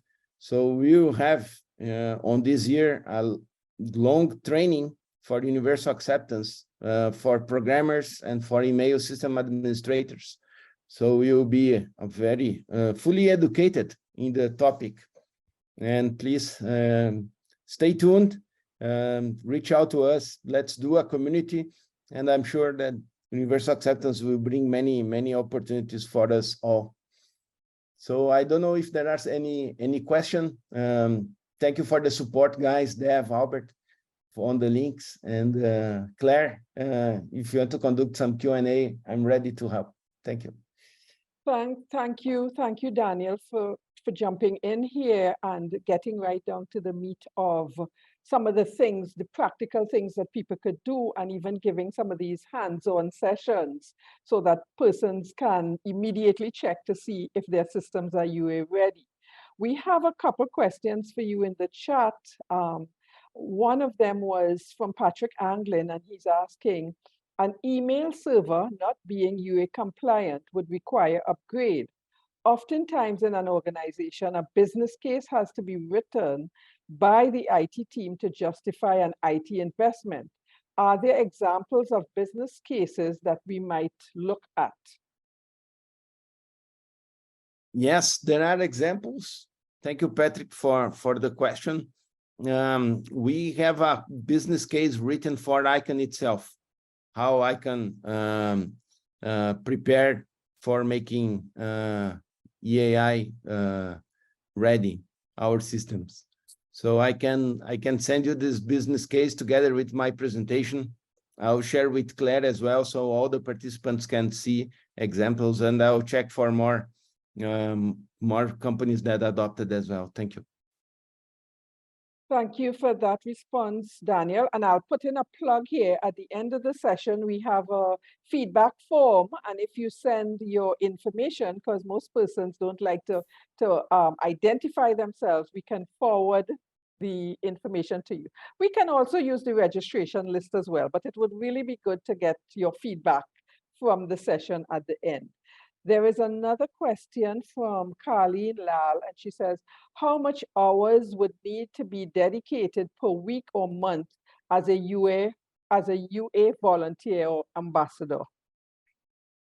Good question. Yeah, thank you, Carleen. Brilliant question. So I think you will be busy in the beginning for studying for some hours about universal acceptance. I mean, just to be ready to answer questions and understand all the concepts. You don't have to be a programmer. Perhaps you just have to, you just need some good communication skills, because the concepts you can catch pretty fast. So you'll be busy in the beginning studying, which is fun. And later, I don't think that you need a lot of time to dedicate, since you can do a good plan. So I want to visit this and that event. We will support you.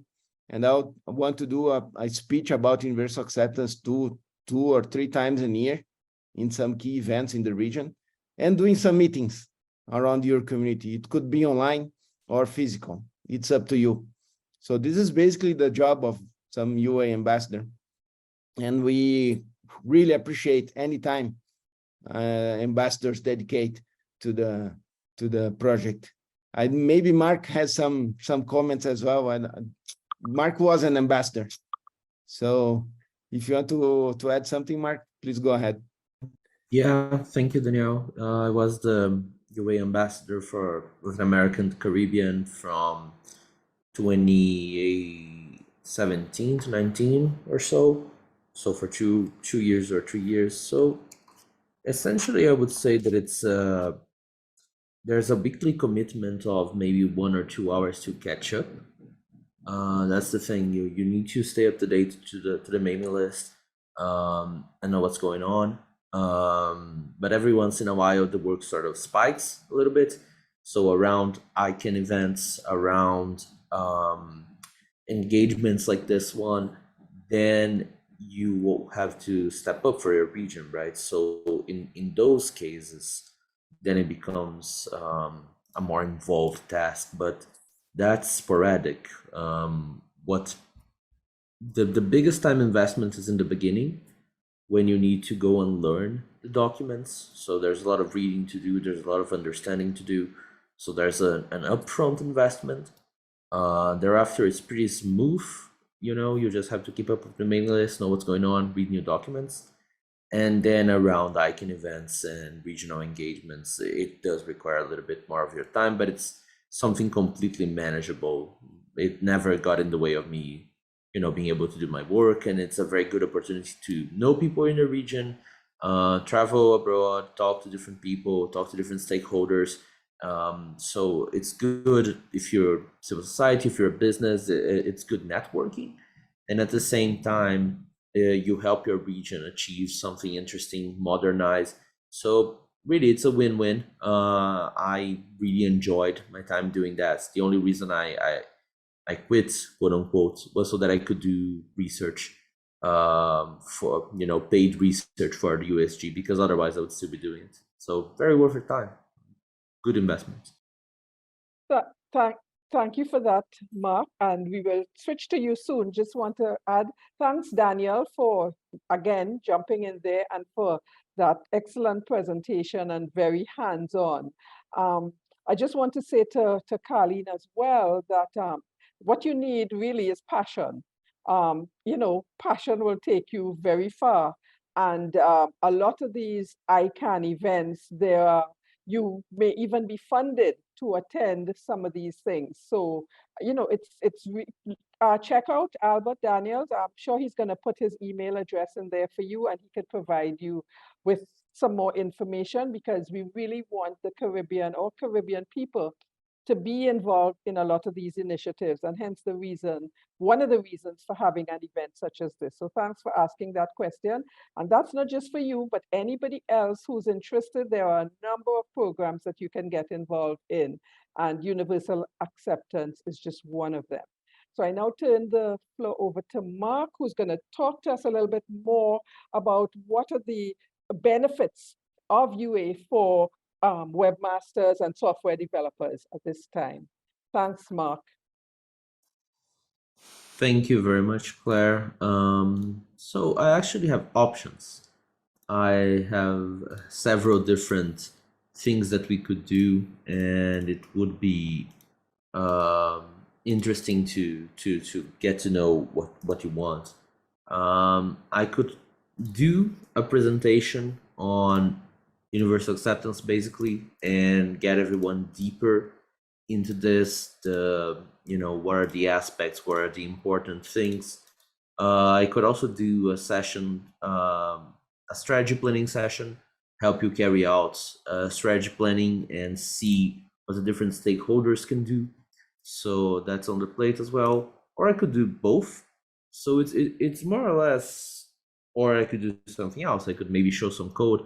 I don't know. So I would like to open to you all. Sorry, Mark. Claire here. No code at this point in time. We still want to keep it very high level. It's a mixed audience. So we want to ensure that the various stakeholders truly understand the importance, what are the benefits, what are the challenges, how can they get some more information. And our next event, we would target to the hardcore developers and webmasters. So we're not getting into the code, but we need them to understand that there is code available there. There are languages that they can use to get this thing done. So some of that information, please, if you can share that, that would be good. I think I speak for, I don't know if anybody else has a different idea, but I think that's what we would like to see. Sounds good. So I'll use as a basis this presentation here. So very briefly then, I'll start from the start, I guess. It's the fact that universal acceptance, it does have an aspect of what we call local content, right? So the availability of material in different local languages, that's a thing for sure. But it's not what we deal with precisely.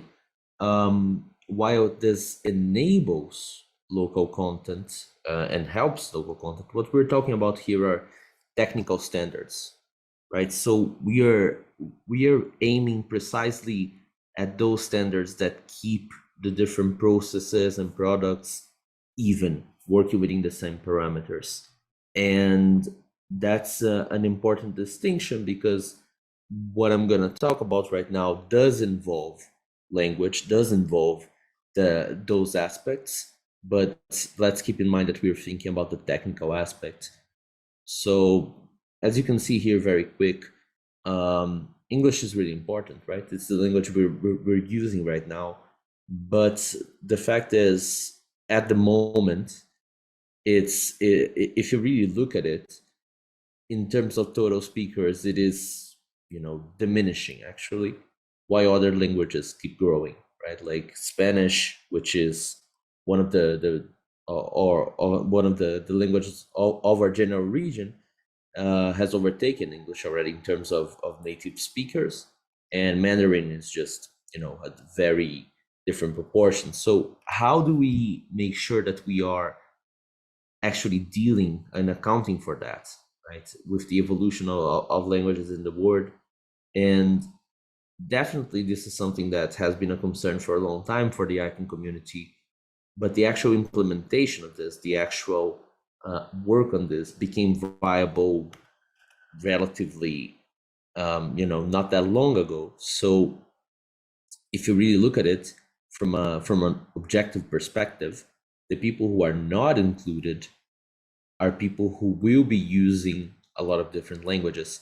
It is sort of the thing that we are going to face very soon. We are starting to face it already, especially when it comes to China and Russia. But we are starting to see bigger inclusion from Africa now, and people have different demands for their usage of the internet. It's not so much about how exactly we see the internet.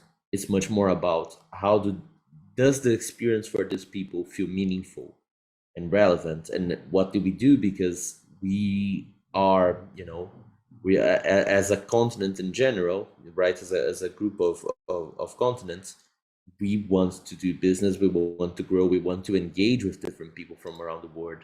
But the reality is that their vision of what the internet is does not necessarily match the vision that we do, because ours is so influenced by the United States, right? Because we are so close and the developments happen so coupled with their developments, doesn't mean necessarily that what will take place in these different countries will play out the same as we did. And when we look at this from a practical perspective, right? What are we looking into? We are looking into different communication types and different communication ideas that come together in different ways. So when I talk about language, if you look below, we're actually talking about English, Spanish, right? It's the way we end up ordering these different things. But if you remember what I said in the beginning, this is not about local content. This is about technical standards. So technical standards, you can see actually in the line above, we're talking about characters and scripts, right? What is a character? A character is a particle, right? It's a base writing symbol. So that's our A. Or if you look towards the first position below the A, you can see it's the Japanese na, which looks completely different and has a very different semantic charge. But at the end of the day, those are the same things. They are one particle that compose something bigger. But, the A is clearly different from the na. So what is that? That's a script, right? That the script is exactly what aggregates these different characters and makes it possible for us to express different things with those characters. However, if you look at the history of computing, looking at it from the script side, we started very, very limited, right?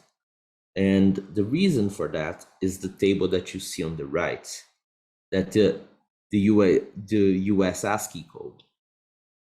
And the reason for this limitation is really the computing mostly started in the US, right? And people did not have the vision to globalize, or the need to really use different languages, because they were doing everything in English, and they wanted to optimize as much as possible with limited memory. So what happened is, when you need to make a character, right? Like when you need to put a character within a script, this is the script, right? It's the Latin script, pretty much, extended with a few extra things, which are like punctuation marks and a few symbols that we use. If you look at it, you will see the hash symbol, the @ symbol, all of the different things that we use on the internet.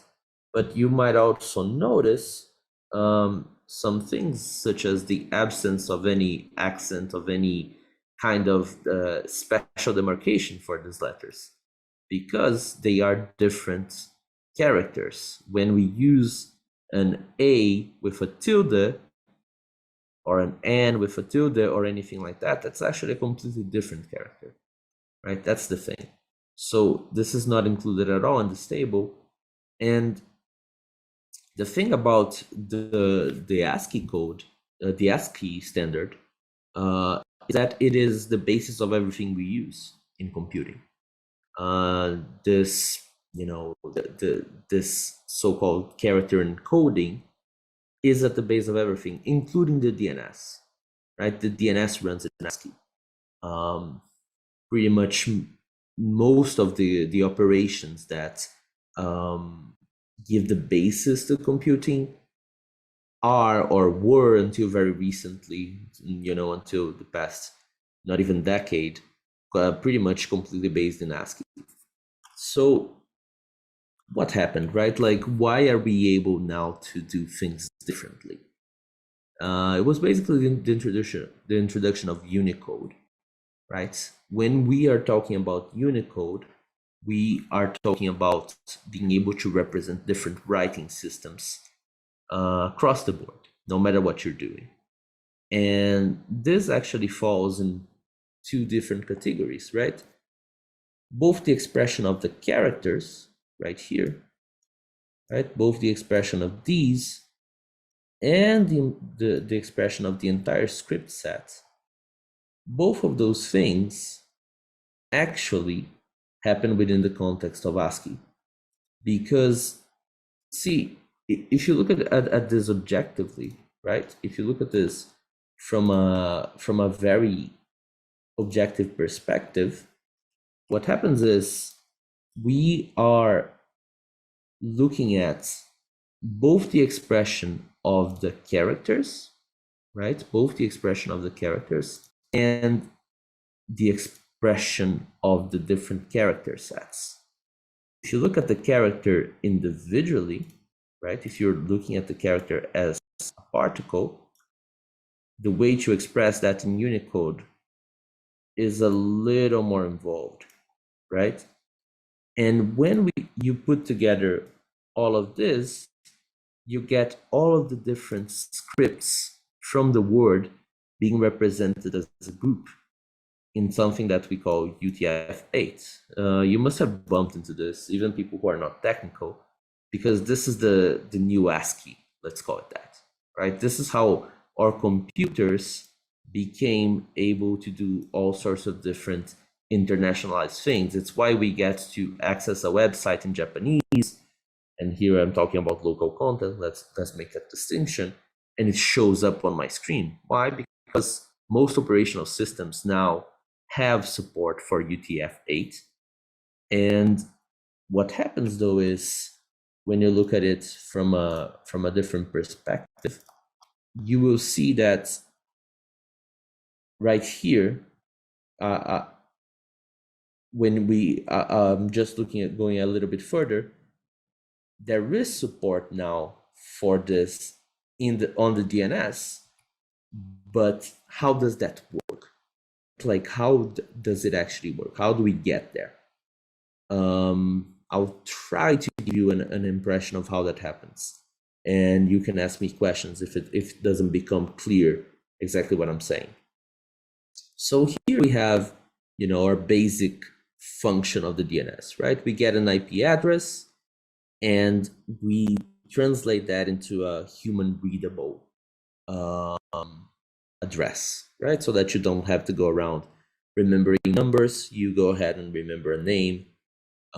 Fundamentally, that's what we're doing. So how does that actually take place, right? When you come here and have a look at it, you can see that we have an actual structure in which we get the protocol. So it's secure HTTP here. We want the World Wide Web protocol, right?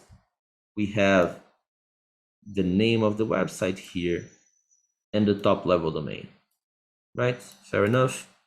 But then there are potential differences that can take place, such as this. How do we do with that? right? Well, here's the question. Here's what happens. We used to have top-level domains that were exactly ASCII-based and essentially 3 letters, right? Essentially 3 letters. If you think about domain names up until 2009 or so, 2010, the most we were getting, the biggest innovation were 4-letter domains, and then we had .museum, which was a big difference. But since that didn't exactly catch on, it ended up being an outlier. We were at most looking at 4-letter TLDs, which were like aero or like info.asia. Those were very early 4-letter domains. But as time went on, the challenge stopped being just expanding the number of letters, right? It became, how do we actually make this happen? And this is a good question, right? This is a good question. How do we make this happen? Because if you remember what I said, the DNS runs on ASCII.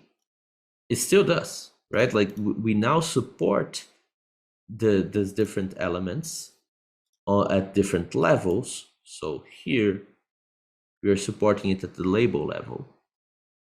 But the protocol itself did not change entirely, or the internet would have to be basically reassembled, right? And the same happens for the mailing names, right? Now we are able to do this with mailing as well. And what I'm going to talk about here, just a small reminder, again, remember we're talking about standards, and this is a further standard. When we talk about email address internationalization, what we're talking about is supporting Unicode at the mailbox, name and label, right?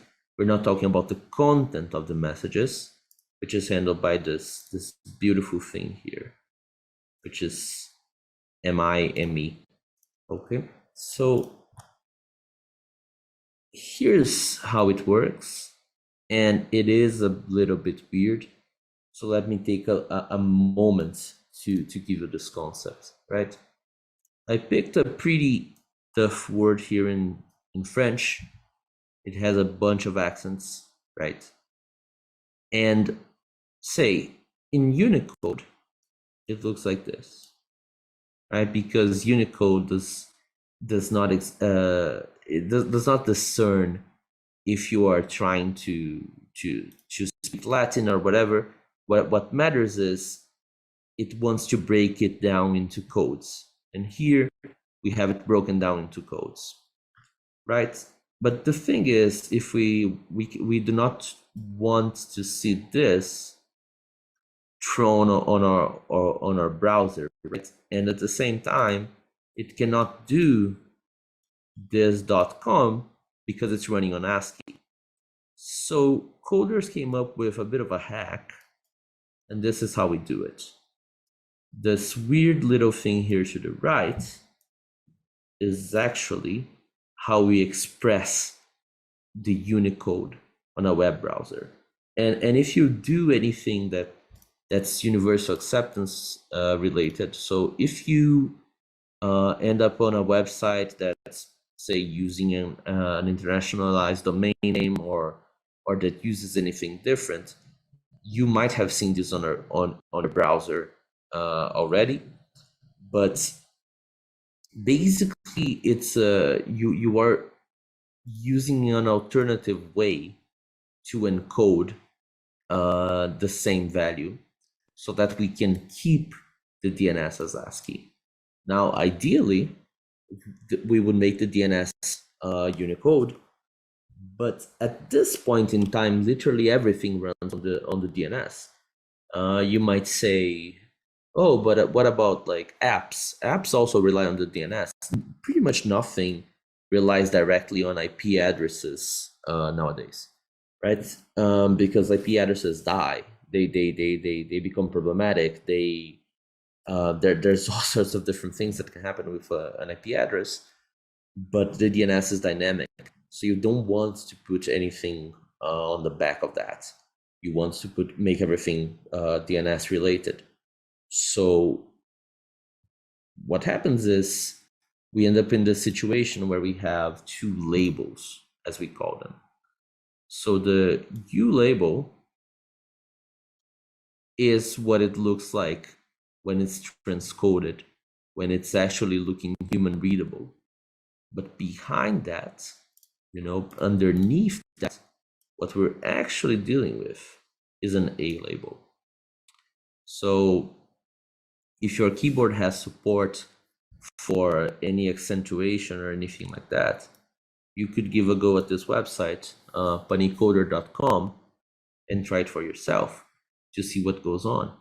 Because at the end of the day, it's important that when we look at these things, when we are explaining this to people, we actually talk about what we're dealing with, right? We're dealing with something that's fairly simple at the fundamental level, which is doing this conversion here. This is fundamentally what we're doing. We're doing U label, A label. U label is how the user will actually type. So what we want is the person to be able to express the word as they understand it and know it. So right here we have our brothers and sisters from around our region that do have French as a main language. We want them to be able to use their words, but the way that we end up accomplishing this is still within ASCII, right? Otherwise, this would have been a solved problem. Say if the DNS had been made in Unicode, if that were possible, because it's anachronistic. But if that was the case, this would be a solved problem. However, it isn't. And in our region, we don't really get the perspective. But if you look at the word in general, right? This is a big thing for let's quote unquote say the rest of the word, right? We have a very limited perspective, but because we don't have our of the majority languages of Latin American Caribbean, we are looking at maybe 12 to 20 languages, 20 majority languages, most of which we express with the same character set, right? But when you just go over the ocean, you will see all of these different characters being implemented in the wild. And these are things that exist right now, right? These countries are unable to use all of these different extensions. And it is their right, not their privilege to do so, right? That's the thing that we need to put into focus. This is not a privilege. This is something that people actually have a right to use. So it's not so much about us being kind to them or anything.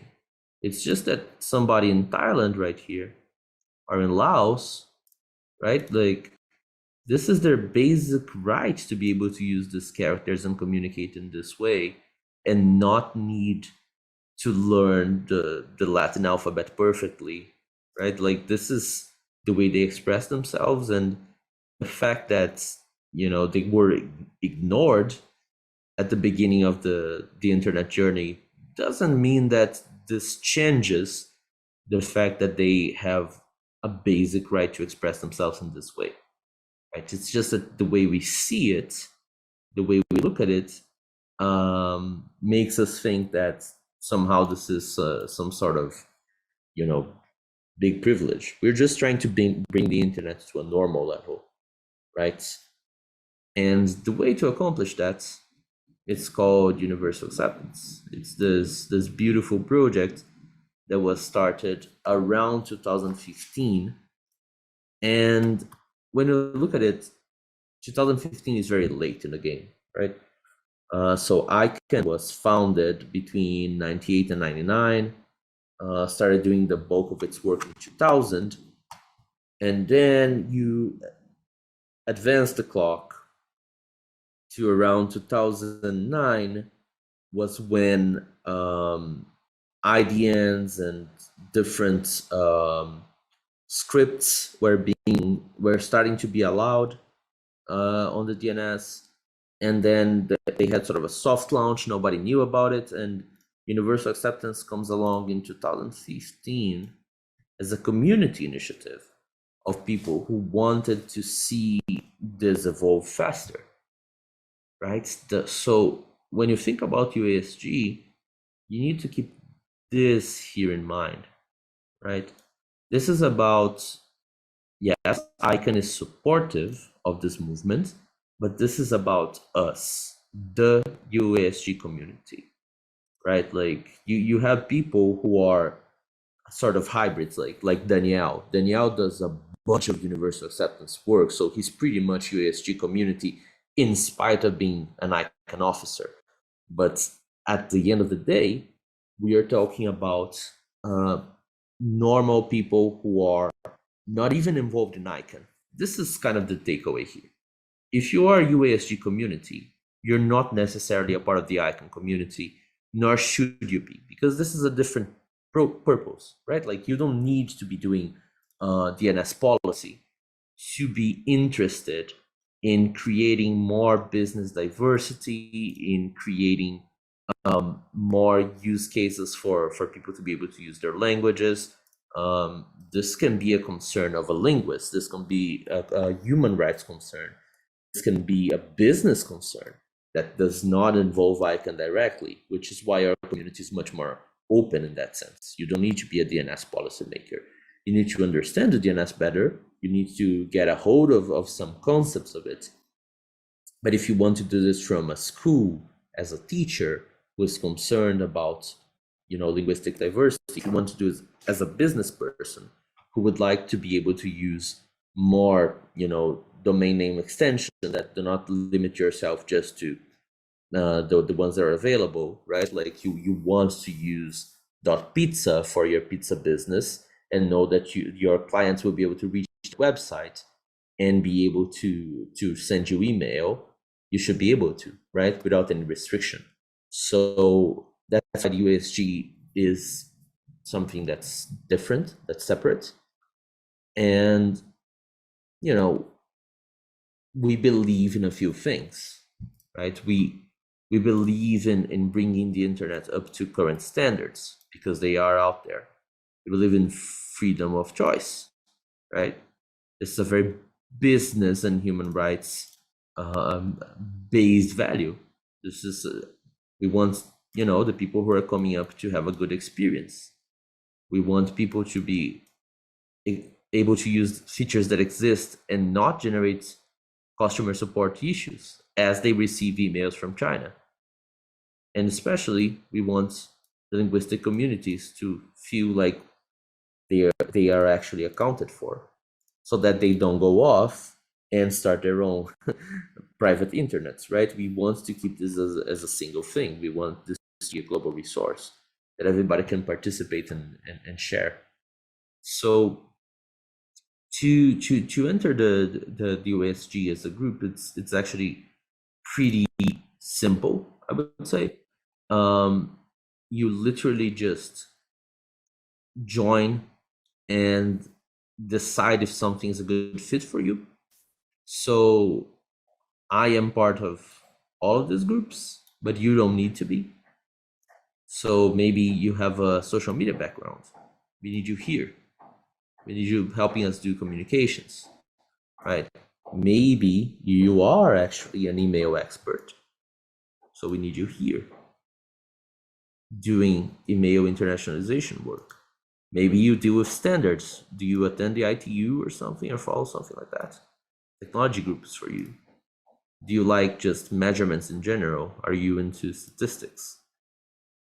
Or none of the above? You would just like to participate and be, part of this initiative because you feel this is important or that you have something to add. We have our Latin American Caribbean local initiative where we can think about this from the perspective of the LAC region, right? So no matter what, we have a place for people to integrate themselves. And, when we talk about universal acceptance, we are talking about this list here. So this is where it gets slightly more technical. But when I say slightly, I mean slightly, right? This is just something that we need to be able to get through in order to really understand what we can do about the situation. Okay, so talking about universal acceptance is talking about the verbs. This is the base of the project, right? There's 5 verbs down here. They're accept, validate, store, process, and display. So why are they so tied with what universal acceptance is? Well, the reason is they are a chain, an immutable chain that needs to happen exactly in this direction right here for us to be able to have universal acceptance, right? And why is that? Well, the reason is if you end up in a situation where this chain doesn't happen, you have this not so beautiful thing, which is follow with me, accept, validate, store, doesn't happen, which means nothing else happens afterwards. That's why we have so many groups and so many initiatives and so many things, because we have to look out for every step of the way of this thing. And this involves many different layers of reaching out to people. So what does it look like? When you accept, right? I'll use an example that's a little further down. So here, you have the email address field on a website, right? Like we do this all the time, right? So this is a message that people get a lot. Please enter a valid email address. The problem with that is that this is a valid email address. Now, every standard and every ICANN mandated and IETF mandated standard supports this nowadays. People are allowed to register and use this right here, which is in Arabic, which has, not only does it use different characters than our characters, it's also right to left. And yet, this is the way they communicate, and we have full support for it. But how come they are not able to use it?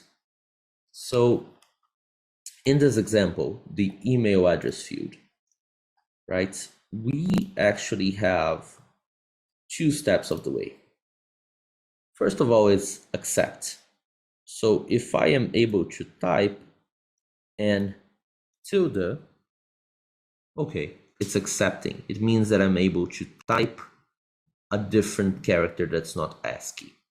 Okay, so we passed acceptance.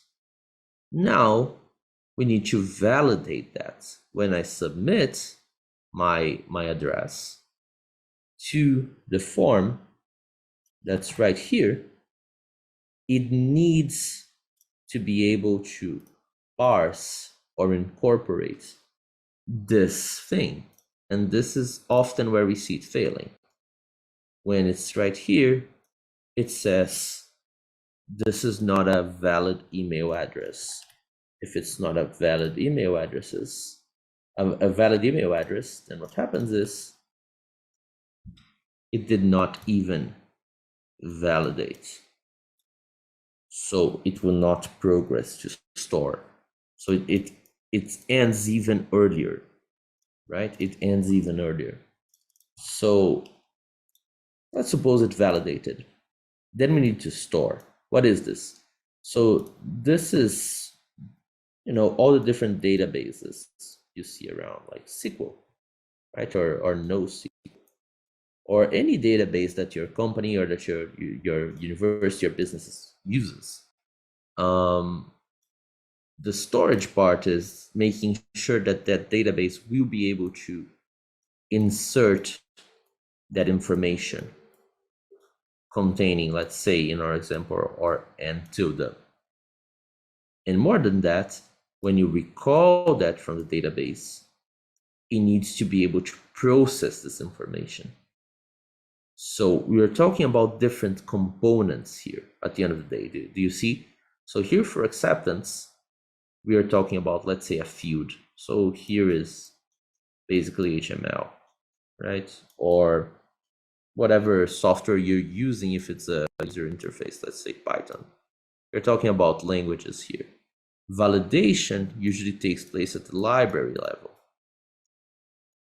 right? So an example of a library would be IDNA, which does translation of addresses, right? Like it's the thing that does, or you know, different things like Torch or anything like that. Here's at the library level. Storage is happening at the database level, like SQL. Processing depends on the system, but mostly we're talking about the library again.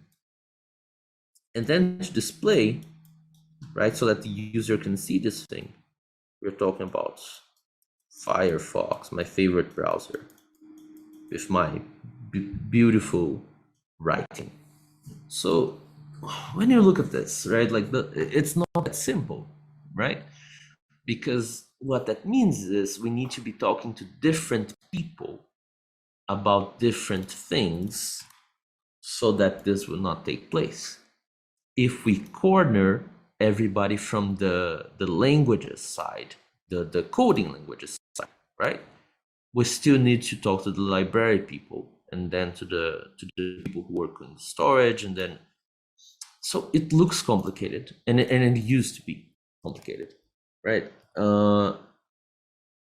Because what happens at the end of the day is that when you look at the results that we were getting into very recently, this is not good, right? So here's how this is working right now to our latest results. So if you have up to 3 letters, a new short domain, you're good. 95% acceptance of let's say your email is within statistical boundaries of acceptability. So pretty much you're good. If you're in the 4+ range, it's not looking bad, right? Like 80%, it keeps growing a tiny bit every year. That's good. If you implement an IDN after the @ sign, so if you're using a script that's not ASCII, here at this position, you're already looking at the 50% area. But when you put this at the top level domain level, if you're bringing this to the actual, the last position, you're already in this range, which comparatively is still very good if you're trying to do, say, Arabic. So this is Arabic. Arabic, we're looking at around 10%. This is where we stand, right? Because this is where we were. This is not good. This is not good at all. This is not where we want to be. It doesn't look competitive, especially because the alternate blockchain-based solutions and things like that are being built already on UTF-8, right? Like we're lagging behind them. If you were to choose what's more natural to you, you would opt to use one of those solutions and not the DNS, which are closed solutions owned by people. The DNS is not owned by anybody. The DNS is ours. It's a global good, and the fact that we're seeing these statistics is the sort of thing that makes me think, are we doing a good job with it, right? So here's why this sort of thing happens. Mark? Yep, go for it, Daniel. Can I jump in?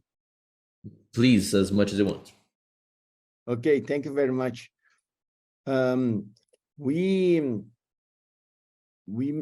are. I'm very happy because we managed to bring Dr. Nitin Valia. He is vice chair of Universal Acceptance Steering Group. He kindly joined us because Dr. Ajay Data had a health emergency, unfortunately. We wish him the best for recovering. And let me check if Dr. Nitin is here with us. Can you hear us, Nitin? Yes, I can hear you very well, and I Yes, am available here. Okay, thank you. So, Mark, if you excuse me, can I bring the floor back to Claire to introduce Dr. Nitin, and we hear from him since he is in India. It's quite late night, so I don't want to spend his evening now. Oh yeah, We please get do. back to you, Mark, in a few moments. Yeah, Nitin is like one of the main pillars of the USG community. It's really good to have him here, and I can pick back up whenever. Nitin, please, pleasure seeing you, brother, and I'll hand it back over to Claire for you to be able to talk to us. Thanks, Daniel. Thanks, Mark, for that presentation. As a matter of fact, you really did a deep dive, Mark, because you spoke about a lot of the things that Albert started in his overview, but you went into a lot more technical details in that presentation. So we will hold your questions for now, because I'm sure there will be some questions for you. And as Daniel said, we will move on to Natine, and I think we have a bio for you, Natine, but I will read it in the meantime. Natine Walia is the vice chair of the EAI, which is the email internationalization working group. He has over 20 years experience in email, internet technologies, and security.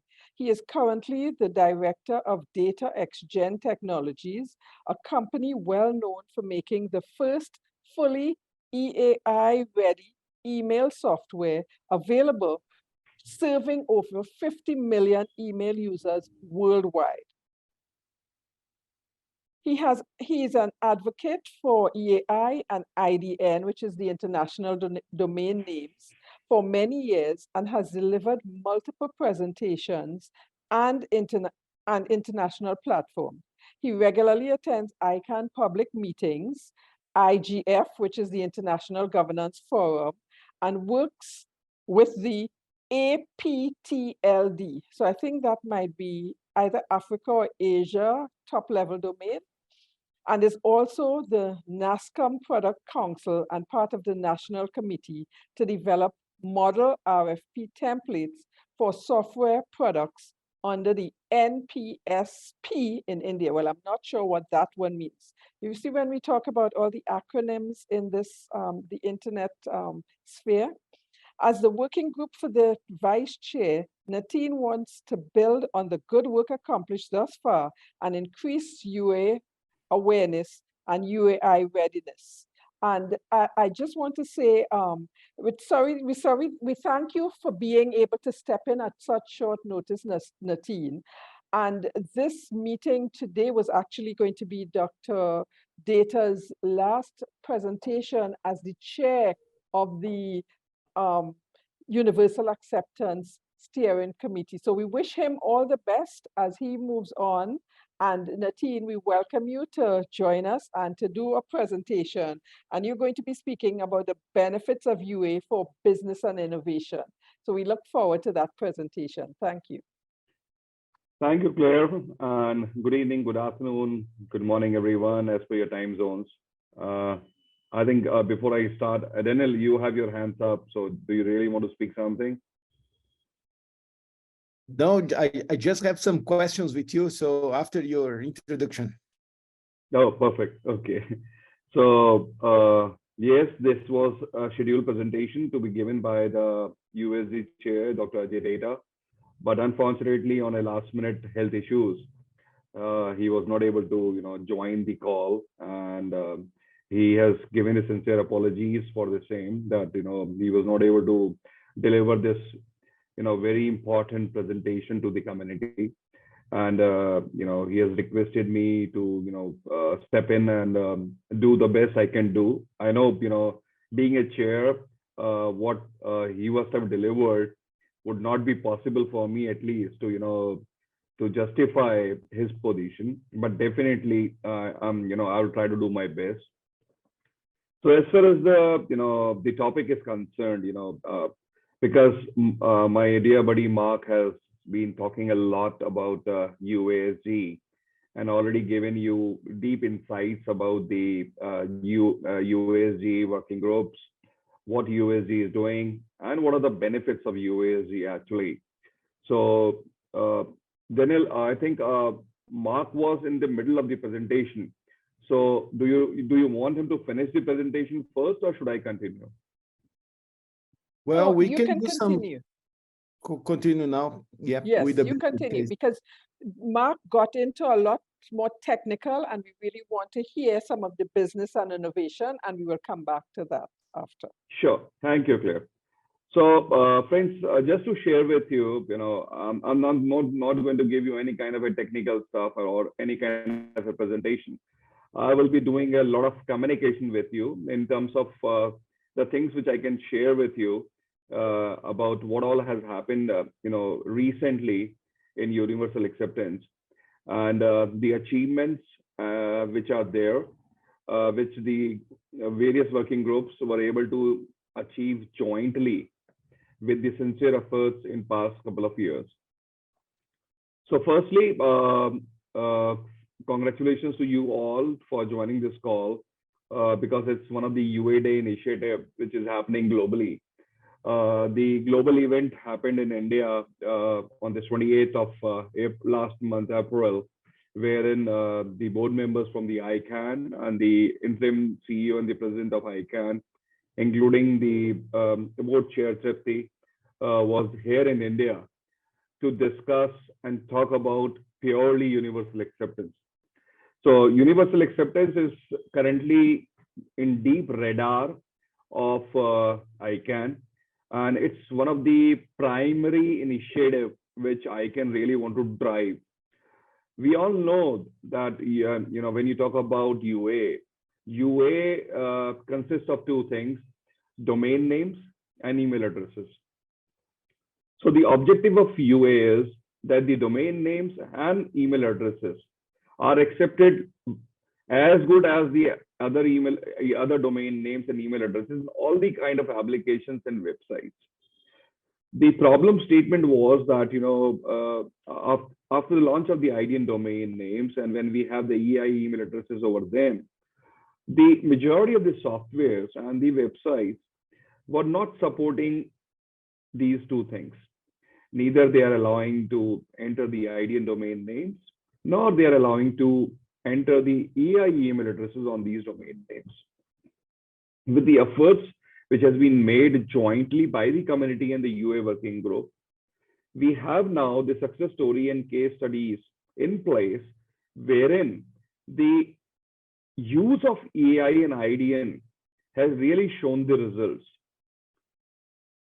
Before I share with you these success stories, let me just tell you that majority of the people in the internet community says that the applications and the softwares are not ready because they do not see any business sense into the into making these applications ready for UA, which we differ actually. The data shows that the majority of the population, which is more than 65% population globally, is deprived to use internet because of one issue, which is language. The Latin as a English, the community who can read, write in English is able to communicate over the internet and also able to use the email services. But the other part of the community, which is completely language driven, who cannot read, write in English, they are getting deprived from the internet services. And this is bringing a big digital divide among these two communities. And when we talk about the business sense, actually, bringing these population or this community who is deprived to use internet online is a $1 billion opportunity. Companies who will invest now will have the success stories to be told in future actually. People who are delaying in making their software application or websites UA ready are losing the business on day-to-day basis. If a person who cannot read, write in English is coming to a website and unable to give his IDN email address or EI email address, basically, you're losing the business. And this is the biggest challenge which we all have to resolve. Here in India, the scenario is much different. We have almost 88% of the total population which cannot read, write in English. Not just that, we have more than hundreds of languages which are being used in day-to-day communication in written and oral. Out of them, 22 are the recognized national languages. So you can imagine countries like China or countries like Russia who are having just one language to solve. For India, it is a very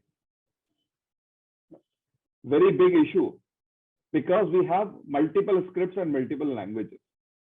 Still, the government of India, .in registry, is able to launch 22 language script IDN domain names. And the adoption on those domain names have started picking in. And the reason behind that was that registry is playing a very important role. They are not just providing the domain name. They are also creating a platform to serve these customers through their registrars by offering an email address also along with this domain name. Because anybody who buys a domain name needs two basic services: website and email address. And if this has been facilitated to them by their own registry or registrars, they do not need to hunt into the market for any service provider. So basically, the role which the email service providers or the hosting service providers were supposed to play, but because they were not playing their role properly, registry has to pitch in between and start offering those services. The benefit of that was that every domain name which is getting booked now in India is getting that email address free of cost from the registry. So from day one, a registrant who is having this domain name is able to communicate and use this domain name without any hindrance. Not just that, the government has also come up with the multilingual universal acceptance policy for increasing the adoption and penetration, because we all know that government has to come on the front seat if they want to really implement anything into their country. Here in India, one state which is known as Rajasthan, from where I belong, a city, Jaipur, also known as Pink City, that state has even taken a further initiative. They are now providing an email in local language, which is Hindi, to every citizen on this IDN domain names. So we have a domain name called Rajasthan.in and Rajasthan.bharat, which is in Hindi, and Rajasthan.in in English. Every citizen is getting two email addresses, free of cost from the government. And not just that, they can communicate on these email addresses among themselves, anywhere in the world, and with the government also. More than 7 million users have already been created in a short span of time on this single IDN domain name who are having these EI email addresses. Which means that governments are now understanding the value and power which these IDN domain names and EI email addresses can bring by bringing these deprived people who cannot read, write in English or communicate in English to come online. Following that, further other states in India, including Karnataka and others, have also started adopting that.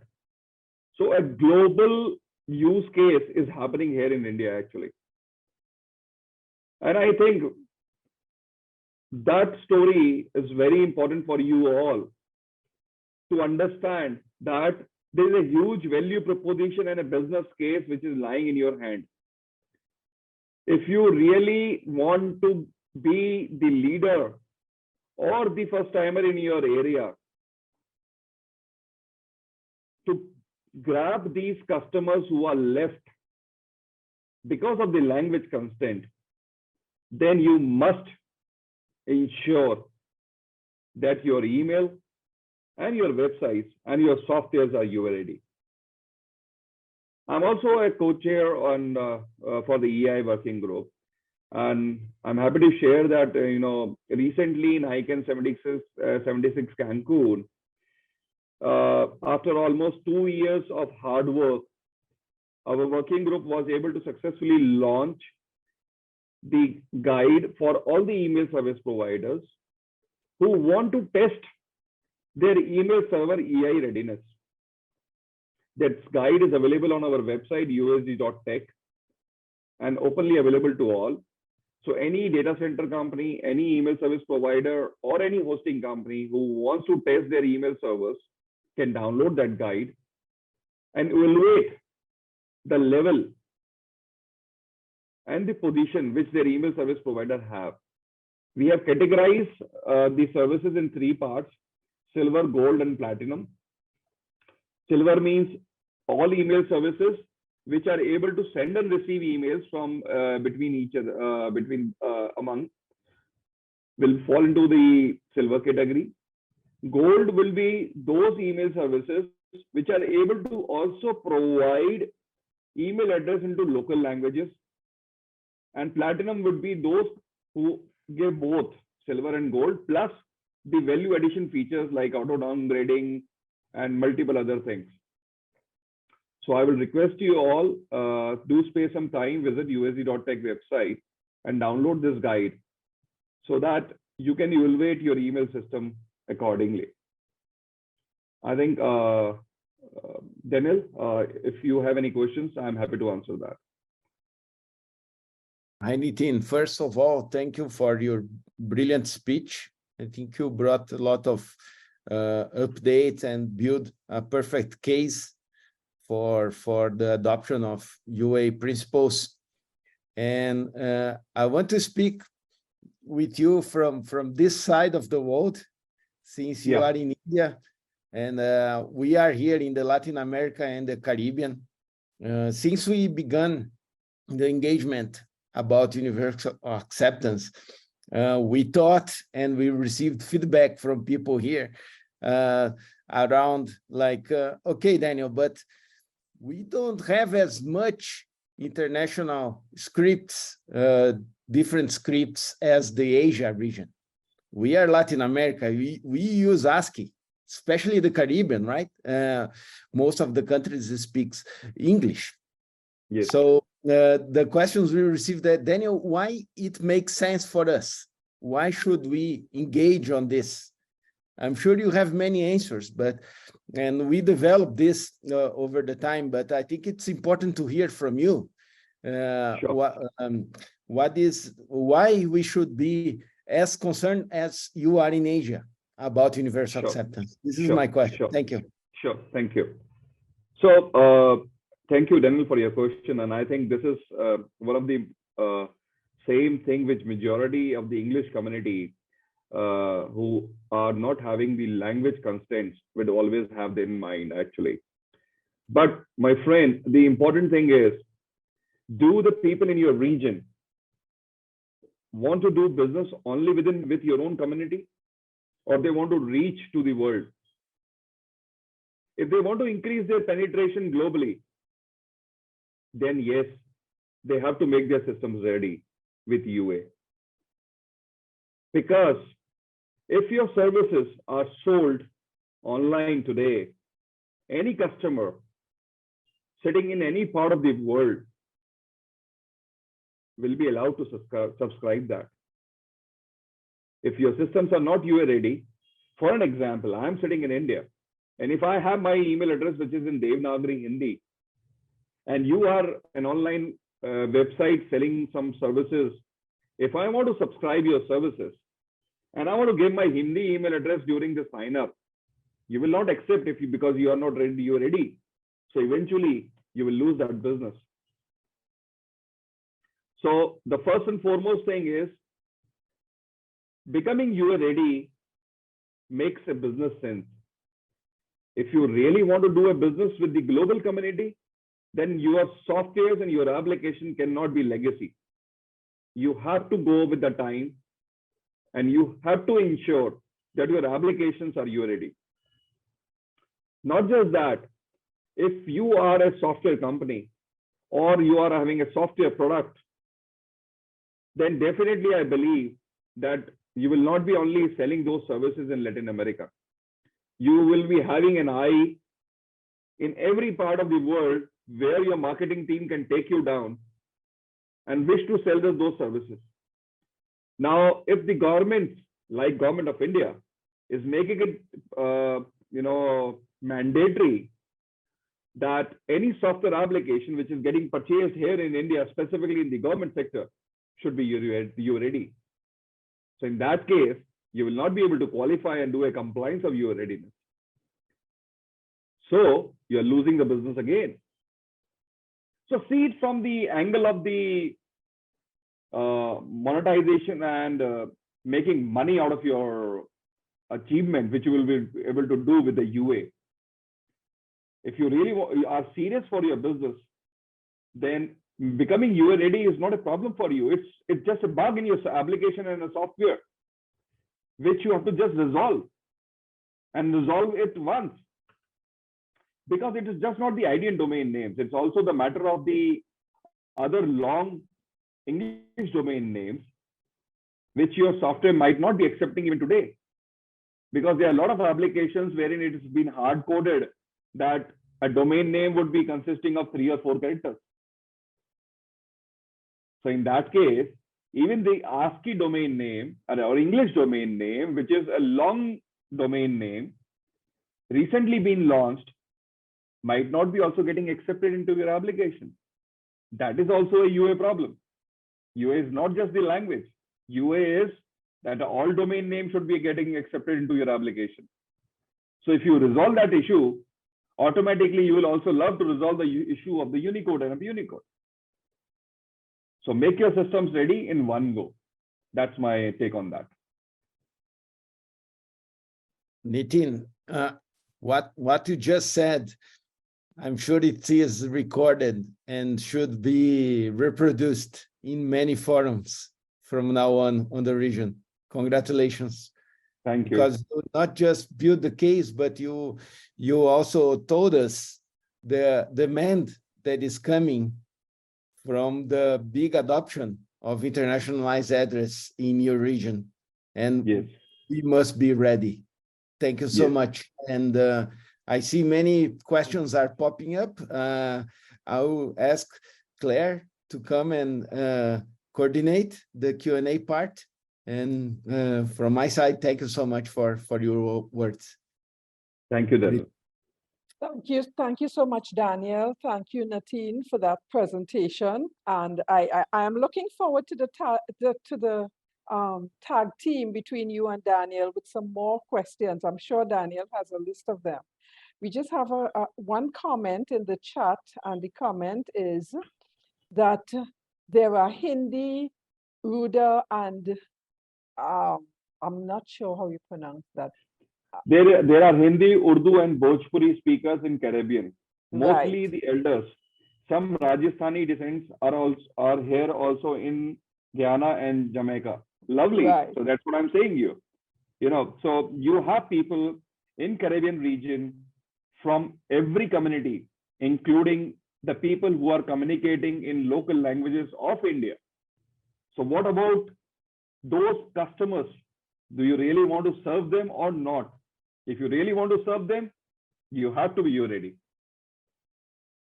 Yes, and there's a question from Patrick Anglin. So that comment was from Donnie Ramsudar, and we have a question from Patrick Anglin, and I was telling him he could raise his hand and ask his question, but apparently he's shy. I have raised my hand, Claire. Oh, okay, all right, go ahead, Patrick. First of all, morning everyone, or afternoon. Nitin. Yes, Patrick. Really wonderful intervention from you. And I'm really enjoying the discussion since morning. And I actually am enjoying just being a part of this particular session. Thank you very much. Also, Daniel and Mark's presentation was excellent from my perspective. But I'm curious, one of the presenters used the example of a newsletter. So let's use that example as a case study, as it were. So you have customers and you want them to access your service. So therefore, you make your systems UA compliant for them to enter their email address, for your information to be validated, according to what Mark said, then stored, then processed, and then displayed back. But you have a service that you're delivering. Now, UA is just a part of the ecosystem to deliver that service. But unless the newsletter, for example, is in the language that the person wants, then they still are not able to access the service. So I'm using that as the launching pad for my question. My question is, what are the other elements of an ecosystem that would allow us to maximize the potential or even the impact of UA, because UA is from the systems perspective. And there are other elements of an ecosystem in business to deliver a service or a product. So are we looking at that, or are we only looking at UA from a technical perspective? Thank you for your question, Patrick. And frankly speaking, it's just not these delivery platforms.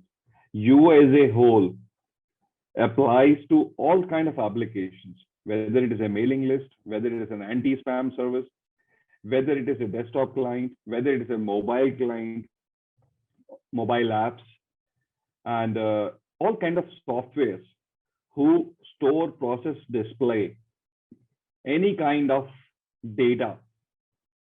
Because for an example, you have LinkedIn, you have Twitter, you have Facebook.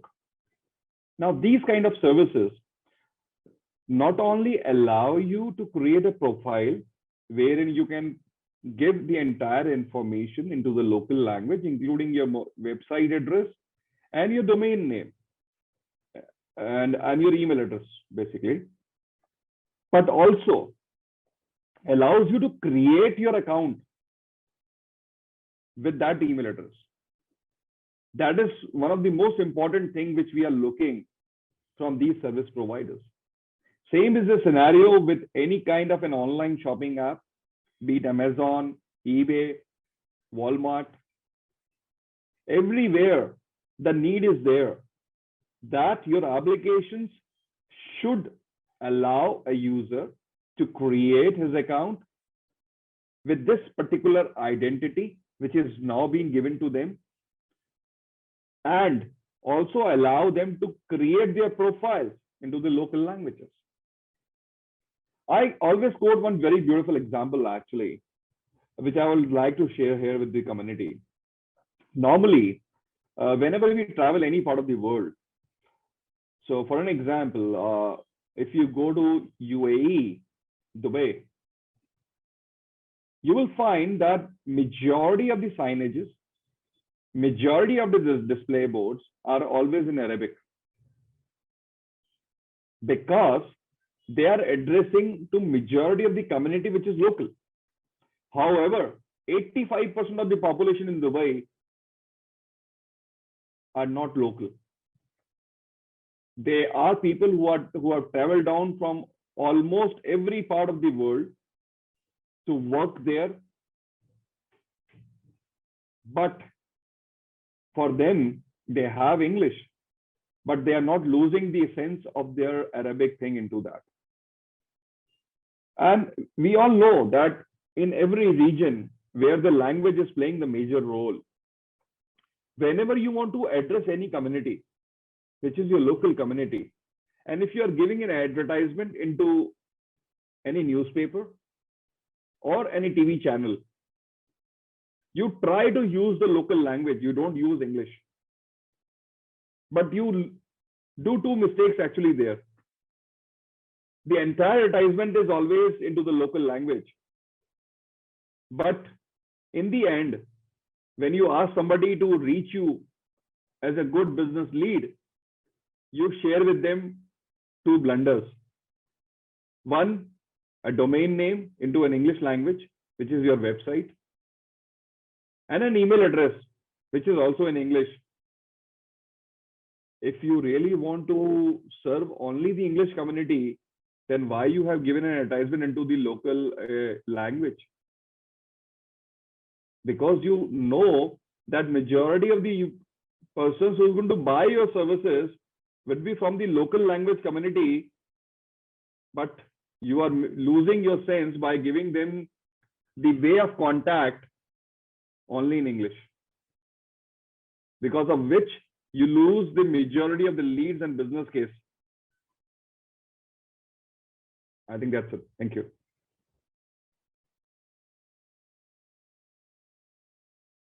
Thank you, Nita. I'm not seeing any more questions or comments in the chat. Are there any hands raised in the...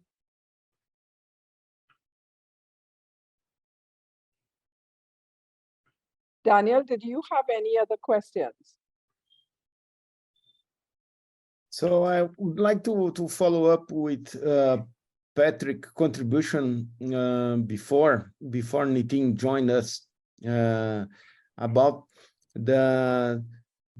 some examples, some success case you could share, Nitin, about upgrading email systems to UA ready.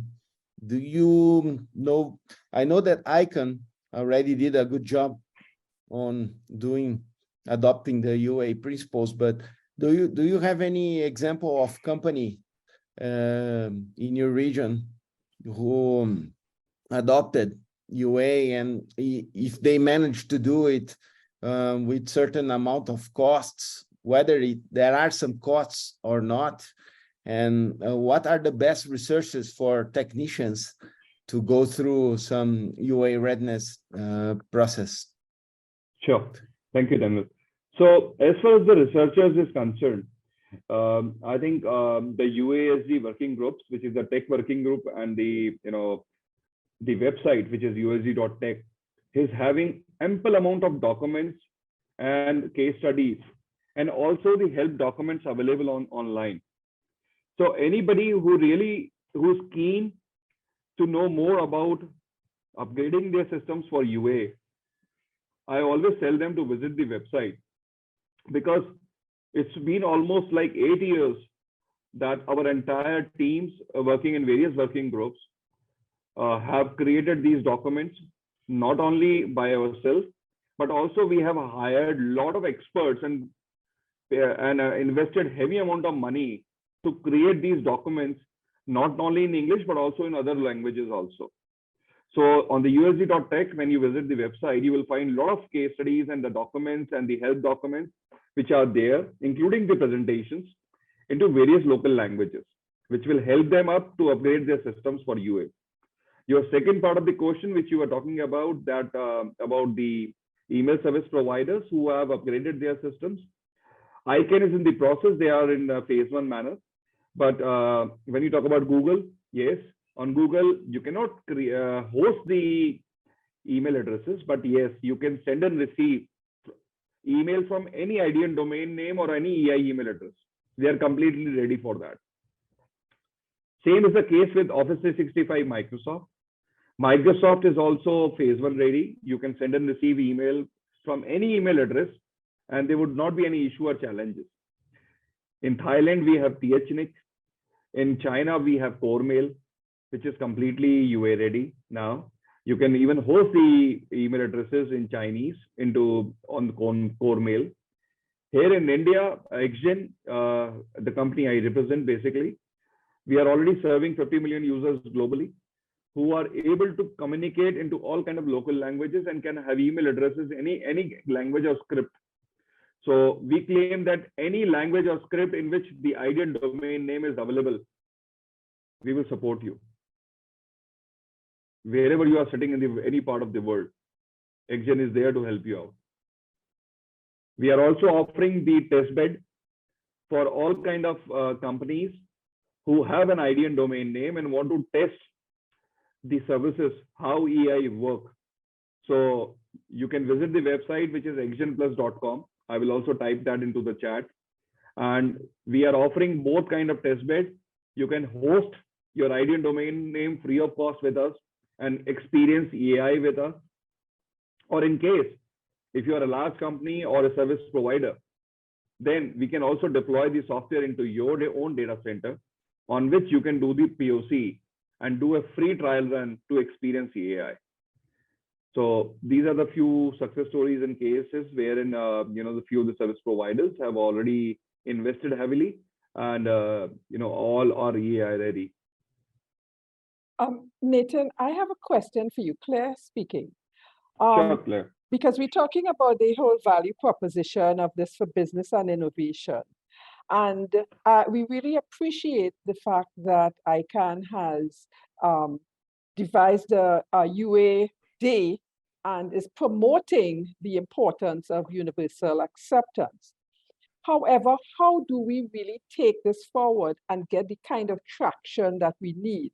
You know, having these small events is just a small start in the initiative, but how do we ensure that we can attract government ministers, let's say our tourism sector or educational partners to be part of this and to share the message, as well as how do we ensure that even in our educational institutions, they recognize that as part of their IT programs, that they need to be developing these kinds of skills for the young people who are coming up now. What are some of the things that we can do to engender that kind of development, especially for us, small island developing nations here in the Caribbean?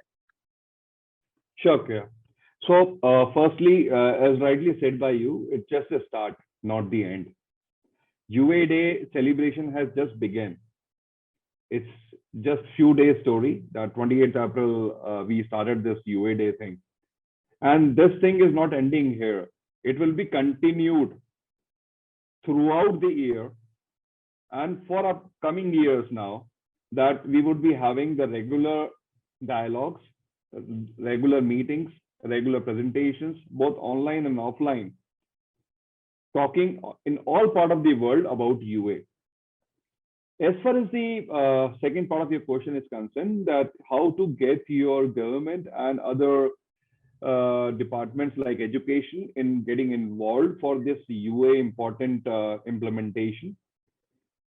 In every government, specifically in every country actually, you have the GAG members from ICANN actually, who are already talking about the UA and its importance. However, few adoptions has to be done by your government. So maybe you can drop me an email. I would be happy to share with you the UA policy, which has been recently been drafted by Government of India. So that policy you can share with your government officials, wherein it clearly talk about the long-term approach and a short-term approach which government is going to take in terms of making their systems UA ready. In which, for the short term, they have already decided that now in majority of the universities and the schools, where the curriculum was only in English and the computer applications, which were only talking about the ASCII domain names and email addresses, will now have EAI, universal acceptance, language as a part of their curriculum. Also, anybody who's doing an education in terms of engineering, doctorate, or law will be allowed by the university to do the entire study into the local language. So they have removed the hindrance and the barrier of English. That until unless you do not know English, you cannot take the education. Any language which is recognized in India, they will be able to do the appear for the examinations, and will also be able to clear those examinations into the local languages. So a lot of things are happening in the various parts of the world. So I think these UA Day events will give more insights in days to come in both physical and online format. And I will also request everyone, including the community people out there in your Caribbean region, to subscribe themselves on a UA discuss list, because a lot of information is getting shared on UA discussed to the community. That's a mailing list on which all achievements, all happening around the globe in terms of UA is regularly being shared, not only in a mailing list format, but also on the website we are uploading the same. Thank you. Thanks for that. As a matter of fact, I like the suggestion about the working with the GAC members. We actually have a GAC member on the call today, one of the GAC representatives from Trinidad and Tobago. So we can certainly get him to help us in that regard. So that I like that, as well as the UA discussion list that you spoke to.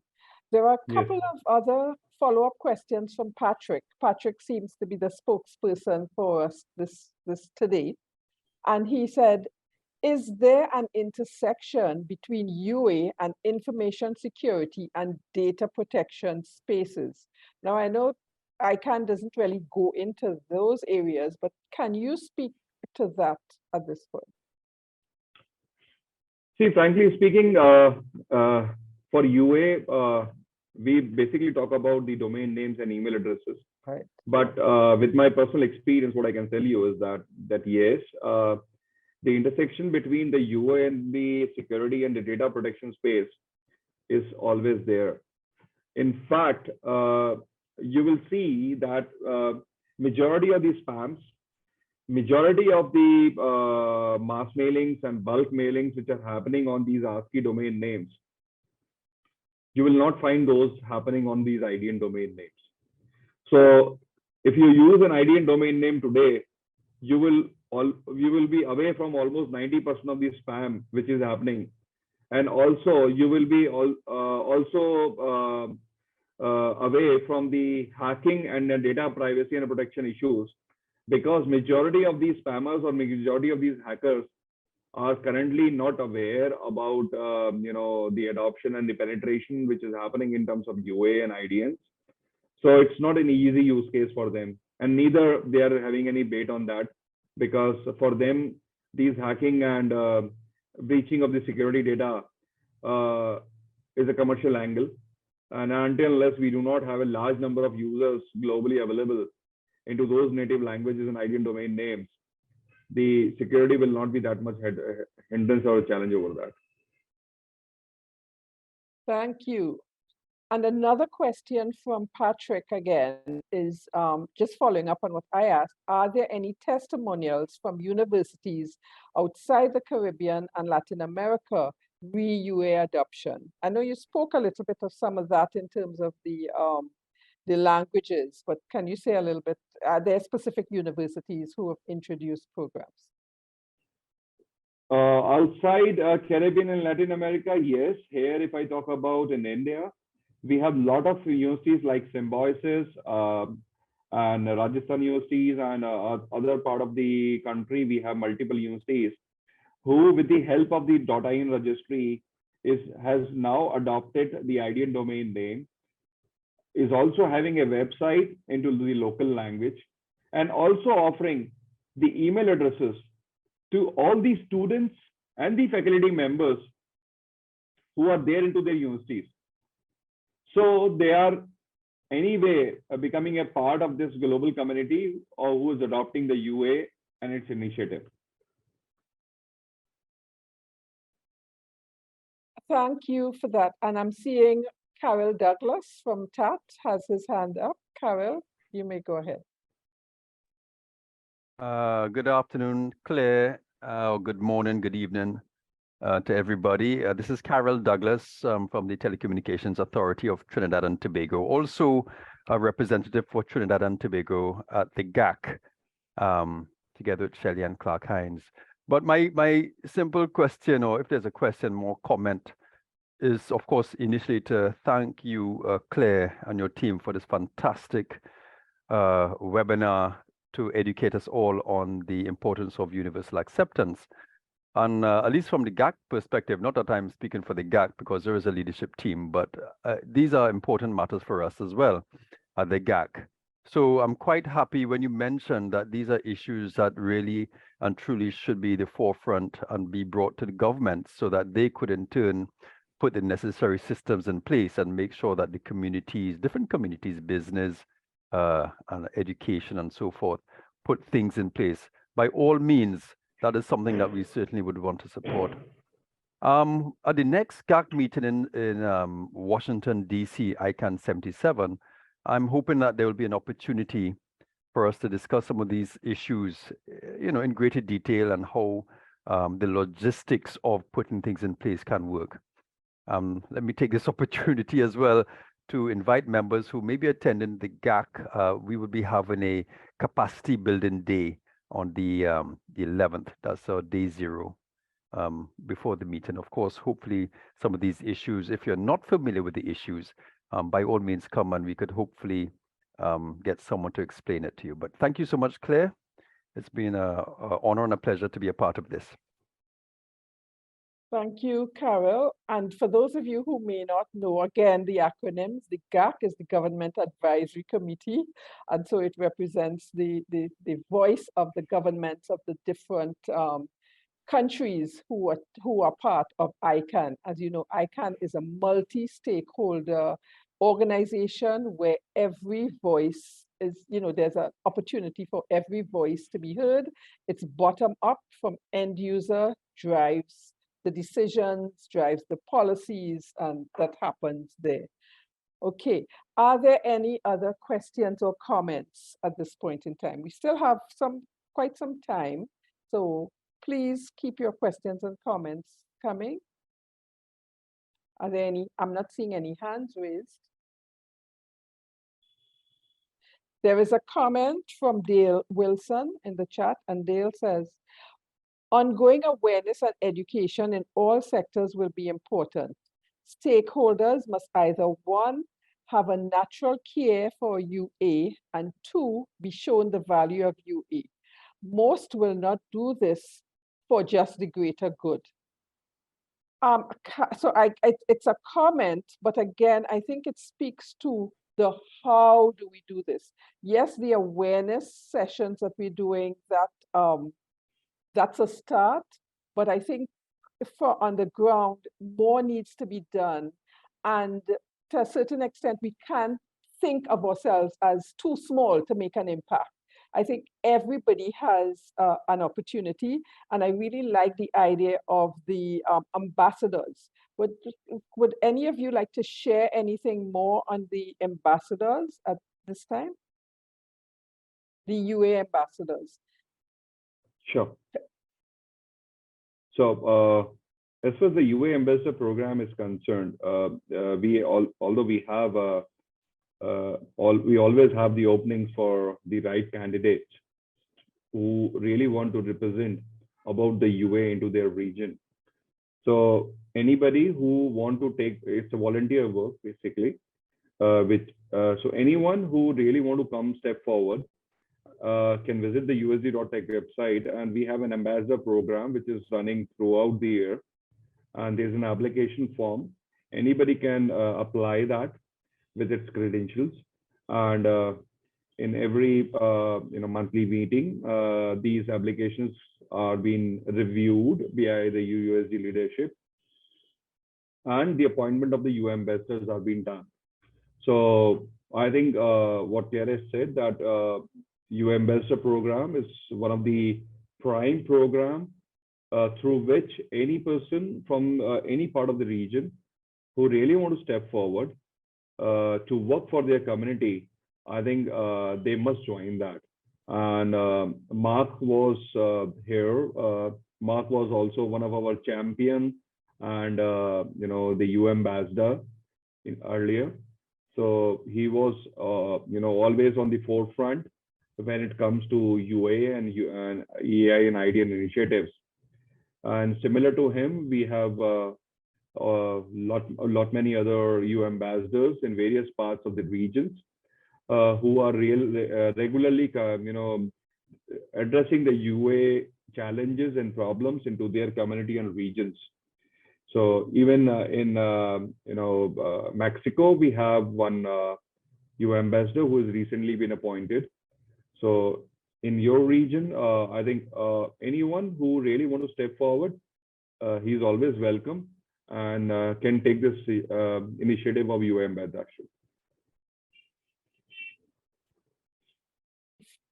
Oh, sorry. Thank you for that information.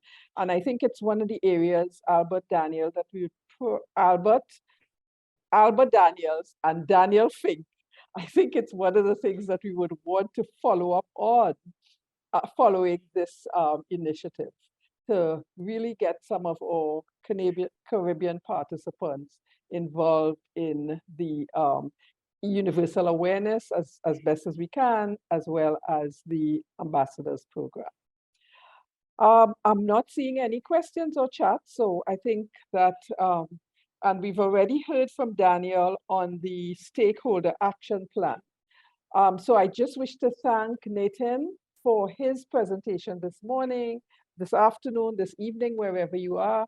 Thank you for spending the time with us again at such short notice, and to step in for Dr. Data, who had a medical emergency and could not be with us today. I will now, I think Daniel has his hand up. Go ahead, Daniel. Okay, I just want to congratulate you, Claire, for this brilliant event. I love the discussion. Thank you very much, Nitin, for replacing Dr. Data. We wish him the best on his recovery. And if you have a chance to talk with him, please congratulate him. We really appreciate all the work that he has done as UA chair. This was supposed to be his last appearance into the community as on his role. And we wanted to do a small party for him, but I'm doing it now. So thank you so much. I think he moved all the road around universal acceptance brilliantly during all these UA Day efforts. And I think it really matters, really made a big difference.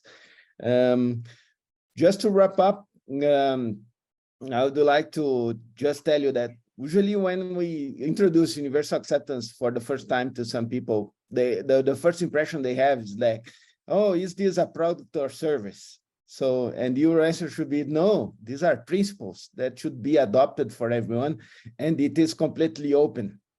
So I'm sure that after hearing to Nitin, most of you that are business leaders and innovators and entrepreneurs, you already caught the opportunity, right? So I'm sure about it. So please take the opportunity, and everything is open. You have the best experts available to you at any time. So let's move this forward. This is just a first talk that we are doing to all of you. And our wish is to have some long-term partnership anytime.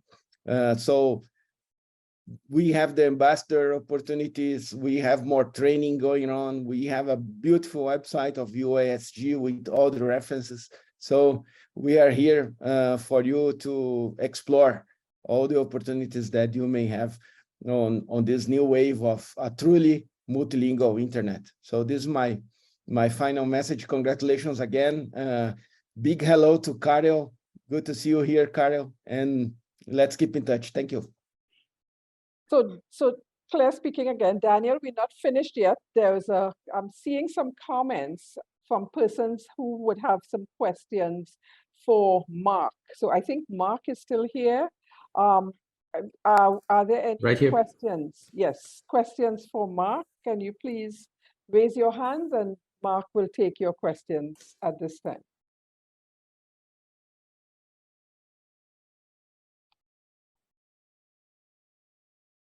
I think Dev is trying to raise his hand. Okay, Dev, go ahead. Right. Thank you very much. David Antilak Singh, Trinidad and Tobago Computer Society. Great. This has been a great session. I guess I have a question regarding one of the security challenges regarding IDNs, and that's when characters that visually look like the Latin characters could be used to spoof a website. So, for example, like switching the letter I for a Cyrillic I, which visually looks the same to when you're looking at it in the browser, but potentially it's going it is going to an entirely different site. So I don't know if anybody wants to talk about that security challenge, which I believe is what it's called, IDN homograph attack. Maybe I've gotten that term wrong, but I just throw it out to Mark or Daniel or whoever. Yeah, thank you so much. That does come up, and it is called an IDN homograph attack. It is something that, from a practical perspective, the thing that happens is we have had problems with this more in the past.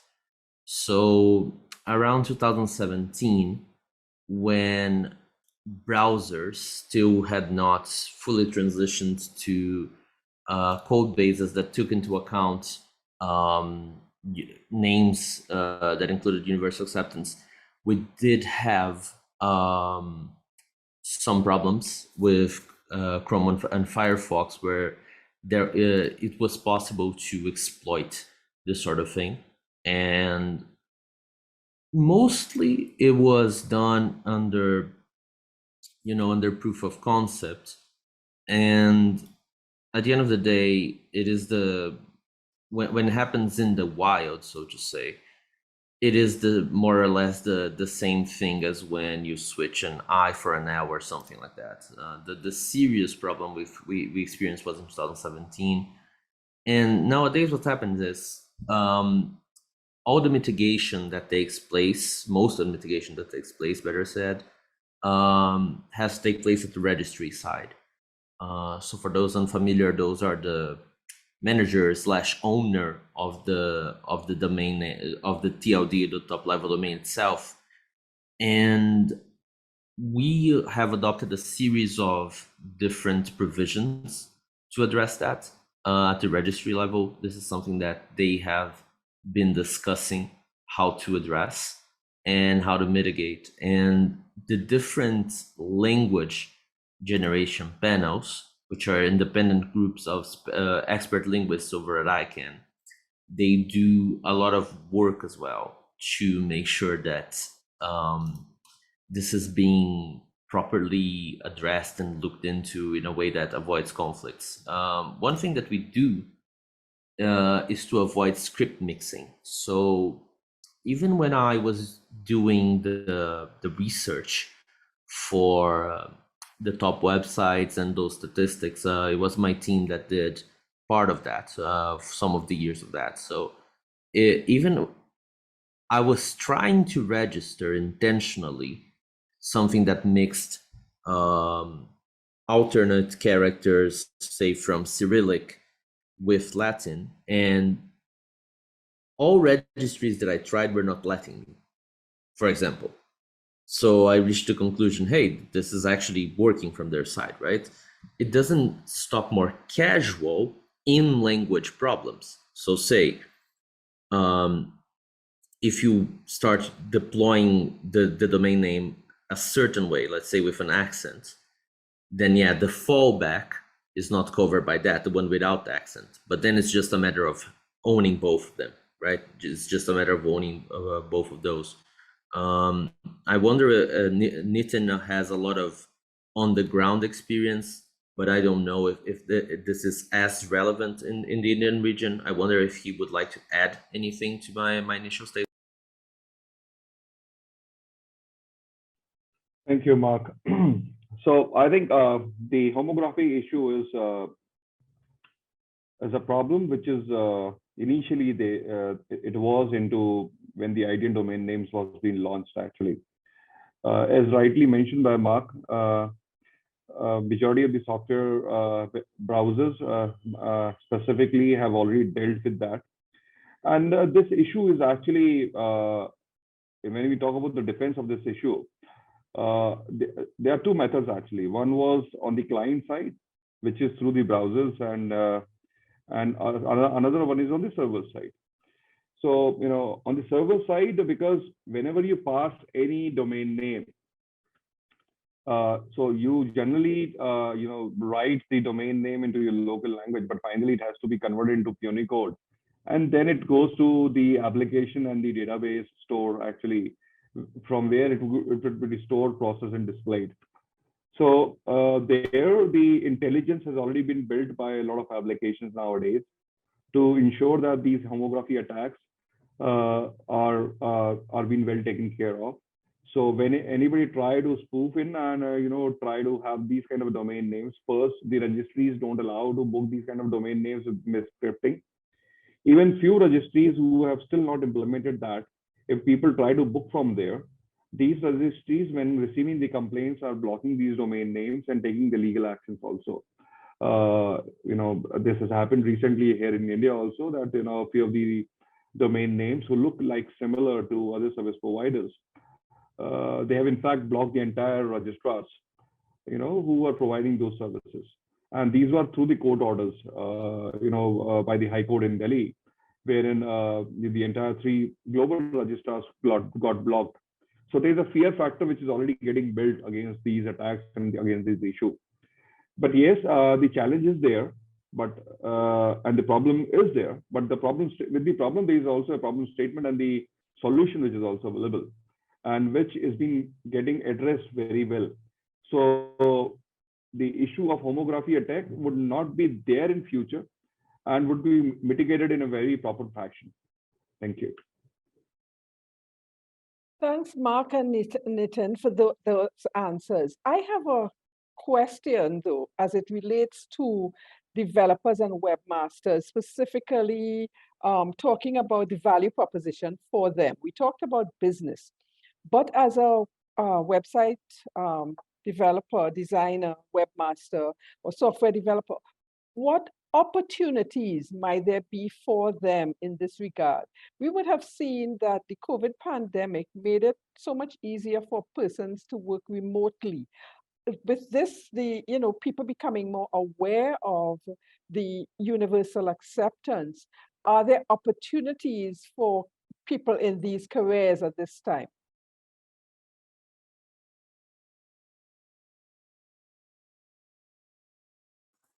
I will go ahead. So yes, actually it was one of the when I started my consultancy in 2016 or 17, it was actually one of the first products that I offered. Was the ability to help people convert their systems to universal acceptance. So I can say for sure that this was actually a very good business opportunity for me, because I was providing a unique service. Even being based in Brazil, I ended up having clients in different countries, and that was very good for my business. It was a platform that allowed me to grow a lot, from being a small enterprise. I'm still a small enterprise, but a bigger one now. So the thing is, it's a differentiating factor, and we from the Latin American and Caribbean region, who speak English, who speak different languages, from the, let's say, Spanish or Portuguese, we are at an advantage to be able to serve international markets with this sort of solution at a competitive rate. Same is true for India, and China and other very competitive countries like that. So on top of it being something that's good and something that's, you know, makes sense from a basic human rights, from a technology perspective, it is also an opportunity that we could be exploring more to provide the services, right? We are very engaged actually here in the LAC region with this team. Just struggling to see more developers get hands-on with this. So this is a very pertinent question because it is the next step.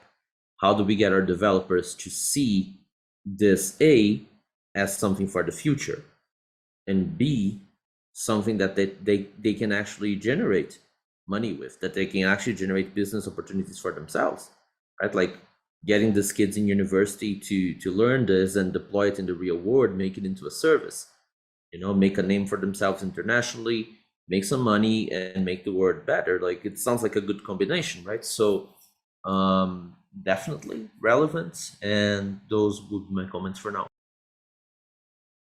Great, but thanks for that. How does one get into that? So I'm a developer. This is not something that I do on my job. It is not being taught as an option in my university. Is there training that is available? What would I do as my next steps? So, you know, developers are very used to this method that I'll describe. You literally go here, you read the technical documentation, and you're good to go. There are, of course, trainings by the UASG. Definitely reach out to Danielle, to Nitin, to me, to Sarmad Hussein, who is or was on the call. So there are regular trainings, but you know, as a developer, you're pretty used to just reading technical documentation and making something out of it. And luckily, in the last few years, this has increased dramatically, right? I think Nitin can attest to that. We have been working so hard on getting like the right documents out there, actual coding language specifications, library specifications, things that developers can just go and implement. It wasn't the focus of this presentation, but the resources are finally here. It's something new that we're excited about, and we're looking forward to seeing this being deployed. The reason you're not seeing it yet is because it's very new. It's things that we have finished in the past 1 or 2 years. But, you know, whoever gets to this market early, you know, it's our advice. Get in early. Most that will happen is you cause positive impact on the internet. Best case scenario, you know, maybe you'll be making good business out of this. Great, I like that. Get in early. So all the developers, webmasters on this call, here is an opportunity for you. Nathan, do you want to add anything there before we move into the next, the second to last presentation? Sure, yeah. So as rightly mentioned by Mark, actually, USG is you know, having the special programs for these developers who really want to have some kind of an education and a learning program. Even we have a test paper on ICANN Learn, wherein you know anybody can visit the ICANN Learn and you know have a USG test paper which is available out there with a lot of information. And for our regular programs are there, which are few are the technical programs which specifically talk to the developers and the technical community, which have lengthy sessions completely more in technical details that how to resolve this UA problem into their softwares and their websites. So anybody who is keen can join these programs which are happening. And before I wrap up, I also would wish to share with you that as far as the Latin America is concerned, or your Caribbean region is concerned, in UASG, we also have the local initiative programs. So anyone who want from your community or you know who want to step forward and create a local UA chapter for your community and your region can also apply on USG.tech website. and can open a local UA community chapter in your Caribbean region. That will automatically help the Caribbean community, developers, technical communities, and the government to know more, talk more, and have detailed things around UA and ICANN. Also, UASG has also published a specific document, which is a help document for procurement of the applications. This is a tender requirement which has been laid down into that document, that whether it is a government or even any individual enterprise or business house who is doing any future software or hardware purchase today must ensure that if they are buying the software, it is universal acceptance ready, so that you do not invest into a legacy application. You invest into an application which is future ready. Also, for the hardware and devices, they are talking about IPv6 readiness. So like we were all talking from last few years for IPv4 and IPv6 thing happening when. Now the similar situation is in the softwares where we are talking about the UA readiness. So if the government and the local enterprises adopt that document and put these necessary conditions into their contracts or in their tender documents, that until the applications are not UA ready, they will not procure it. Automatically, the local community who is even having the applications built into a Latin English will adopt UA and make their softwares UA ready. Thank you. Thank you so much again for helping us to understand what are our next steps as we move into becoming new UA ready. And I just wanted to share with you one of the items that we at TATT and some of our partners, I am sure the Trinidad and Tobago Computer Society and the Internet Society would be working along with us on this. And it's an initiative that we're hoping to have sometime next year. Can you bring up the slide? Thank you. Yes. It's the Universal Acceptance Hackathon that we would want to host sometime in 2024. We have made a proposal to ICANN for funding for it, but we have not yet, we don't know yet if the proposal has been accepted. But we believe that it is something that we should do regardless. So it's aimed at persons between the ages of 18 to 35 and all genders. This, again, it should be an online type initiative. We haven't worked out the full details yet, so it will be open to the Caribbean region. And your skills, because it's a hackathon, we're looking for computer science, programming, software engineering type skills. So this is, as the slide says, join us for an electrifying day of innovation, creativity, and collaboration at our upcoming hackathon workshop for young adults. So it may or may not be more than a one-day event because it would go into more in-depth training, something that we were not able to do today, since today was just to provide you with an overview of universal acceptance and what are some of the things that you can expect. So let's tackle the real world challenges and create solutions that can make a difference rolling out universal acceptance ready programs and systems. So we're looking forward to hosting this. So keep your eyes and ears posted for more information on this and hopefully other events that may come out of this. At this point, I would like to turn the session over to Devanand Tiloksing, who you have already met, and I would read his bio before he speaks and gives the vote of thanks and closing remarks for today's session. Can you bring up his bio, please? Thank you. Devanand Tiloksing is Director and Secretary and a founding member of the Trinidad and Tobago Computer Society. Dev holds a degree in electrical and computer engineering from the University of the West Indies. He has been working for the engineering firm Engineering Consultants since 1995.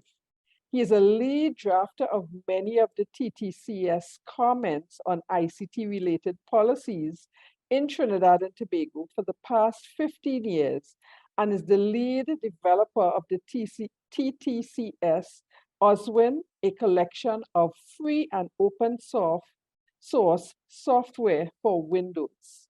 The TTCS is an ICANN accredited at-large structure since 2006, and Dev has served as Secretariat for LACRALO from 2009 to 2012. As a member of the ICANN at-large advisory committee, ALAC, and as a member of the ALAC leadership team. In 2019, he received an award by the Caribbean Telecommunications Union for his outstanding contribution to Caribbean internet governance. So I now ask Dev to bring us closing remarks and a vote of thanks. Thank you very much, Claire. And again, a good afternoon, good morning, and good night to all our participants who have attended this session. I think this has been a very informative session on universal acceptance and learning about how universal acceptance ensures that all the valid domain names and email addresses, regardless of their language, regardless of the script or the length of the characters, can be used equally by all our internet-related enabled, I should say, devices and applications and software systems. So, so I would like to thank Mrs. Cynthia Downs, the CEO of the Telecommunications Authority of Trinidad and Tobago, Mr. Albert Daniels, the Senior Manager at Stakeholder Engagement for ICANN for the Caribbean region, Mr. Daniel Fink, who's the Stakeholder Engagement Director from Brazil, also from ICANN, and Mr. Mark Datisgild, the Internet Governance and Policies Consultant and Director of a Government Primer and a member of the GNSO Council, and Dr. Nitin Wala, Vice Chair of the EIA Working Group, who graciously stepped in at, which is, very early morning or late at night, who have graciously stepped in for Dr. AJ Datta, the Chairman of the Universal Acceptance Steering Group, who regrettably had a medical issue, and we send his best regards for him. And just also noted that Samad Hussain, the ICANN Senior Director of the IDN and UA programs, who stepped in for a while to answer questions in the chat. Okay, and I would like to also thank, obviously, Dr. Claire Craig, the LACRALO Secretary, and the Director of Research for CaribNog, Mr. Niran Bihari, the past president of the ISOC-TT, and Mr. Raj Ramdas, a director at the Restore a Sense of ICANN International Limited. Thanks to all of you for putting together this and making this this webinar work so well. And of course, I would like to thank the attendees for actually, for participating and asking questions.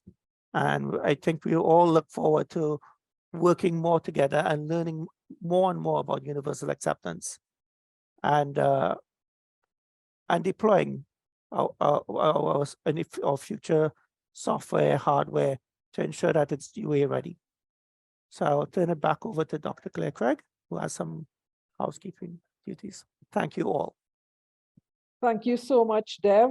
Thank you for doing the vote of thanks, and that you've made my job very easy. At this point, I would just ask all of you attendees, thank you for attending, but you would help us greatly by completing the feedback form, which has been posted in the chat. So please take note of this form. I would suggest that you do it immediately so that you don't forget, and send us your feedback. It would help us to prepare for the future as well as to understand how we can make things better for you in the future. We really appreciate your taking the time to be with us today. We know that everyone is very busy, but we do appreciate your feedback, your comments, your contribution, and spending time with you. Thanks again. Enjoy the rest of your day, whether it is, or some of you may be heading off to bed at this point in time. Thank you, thank you, thank you once again. And goodbye, everyone.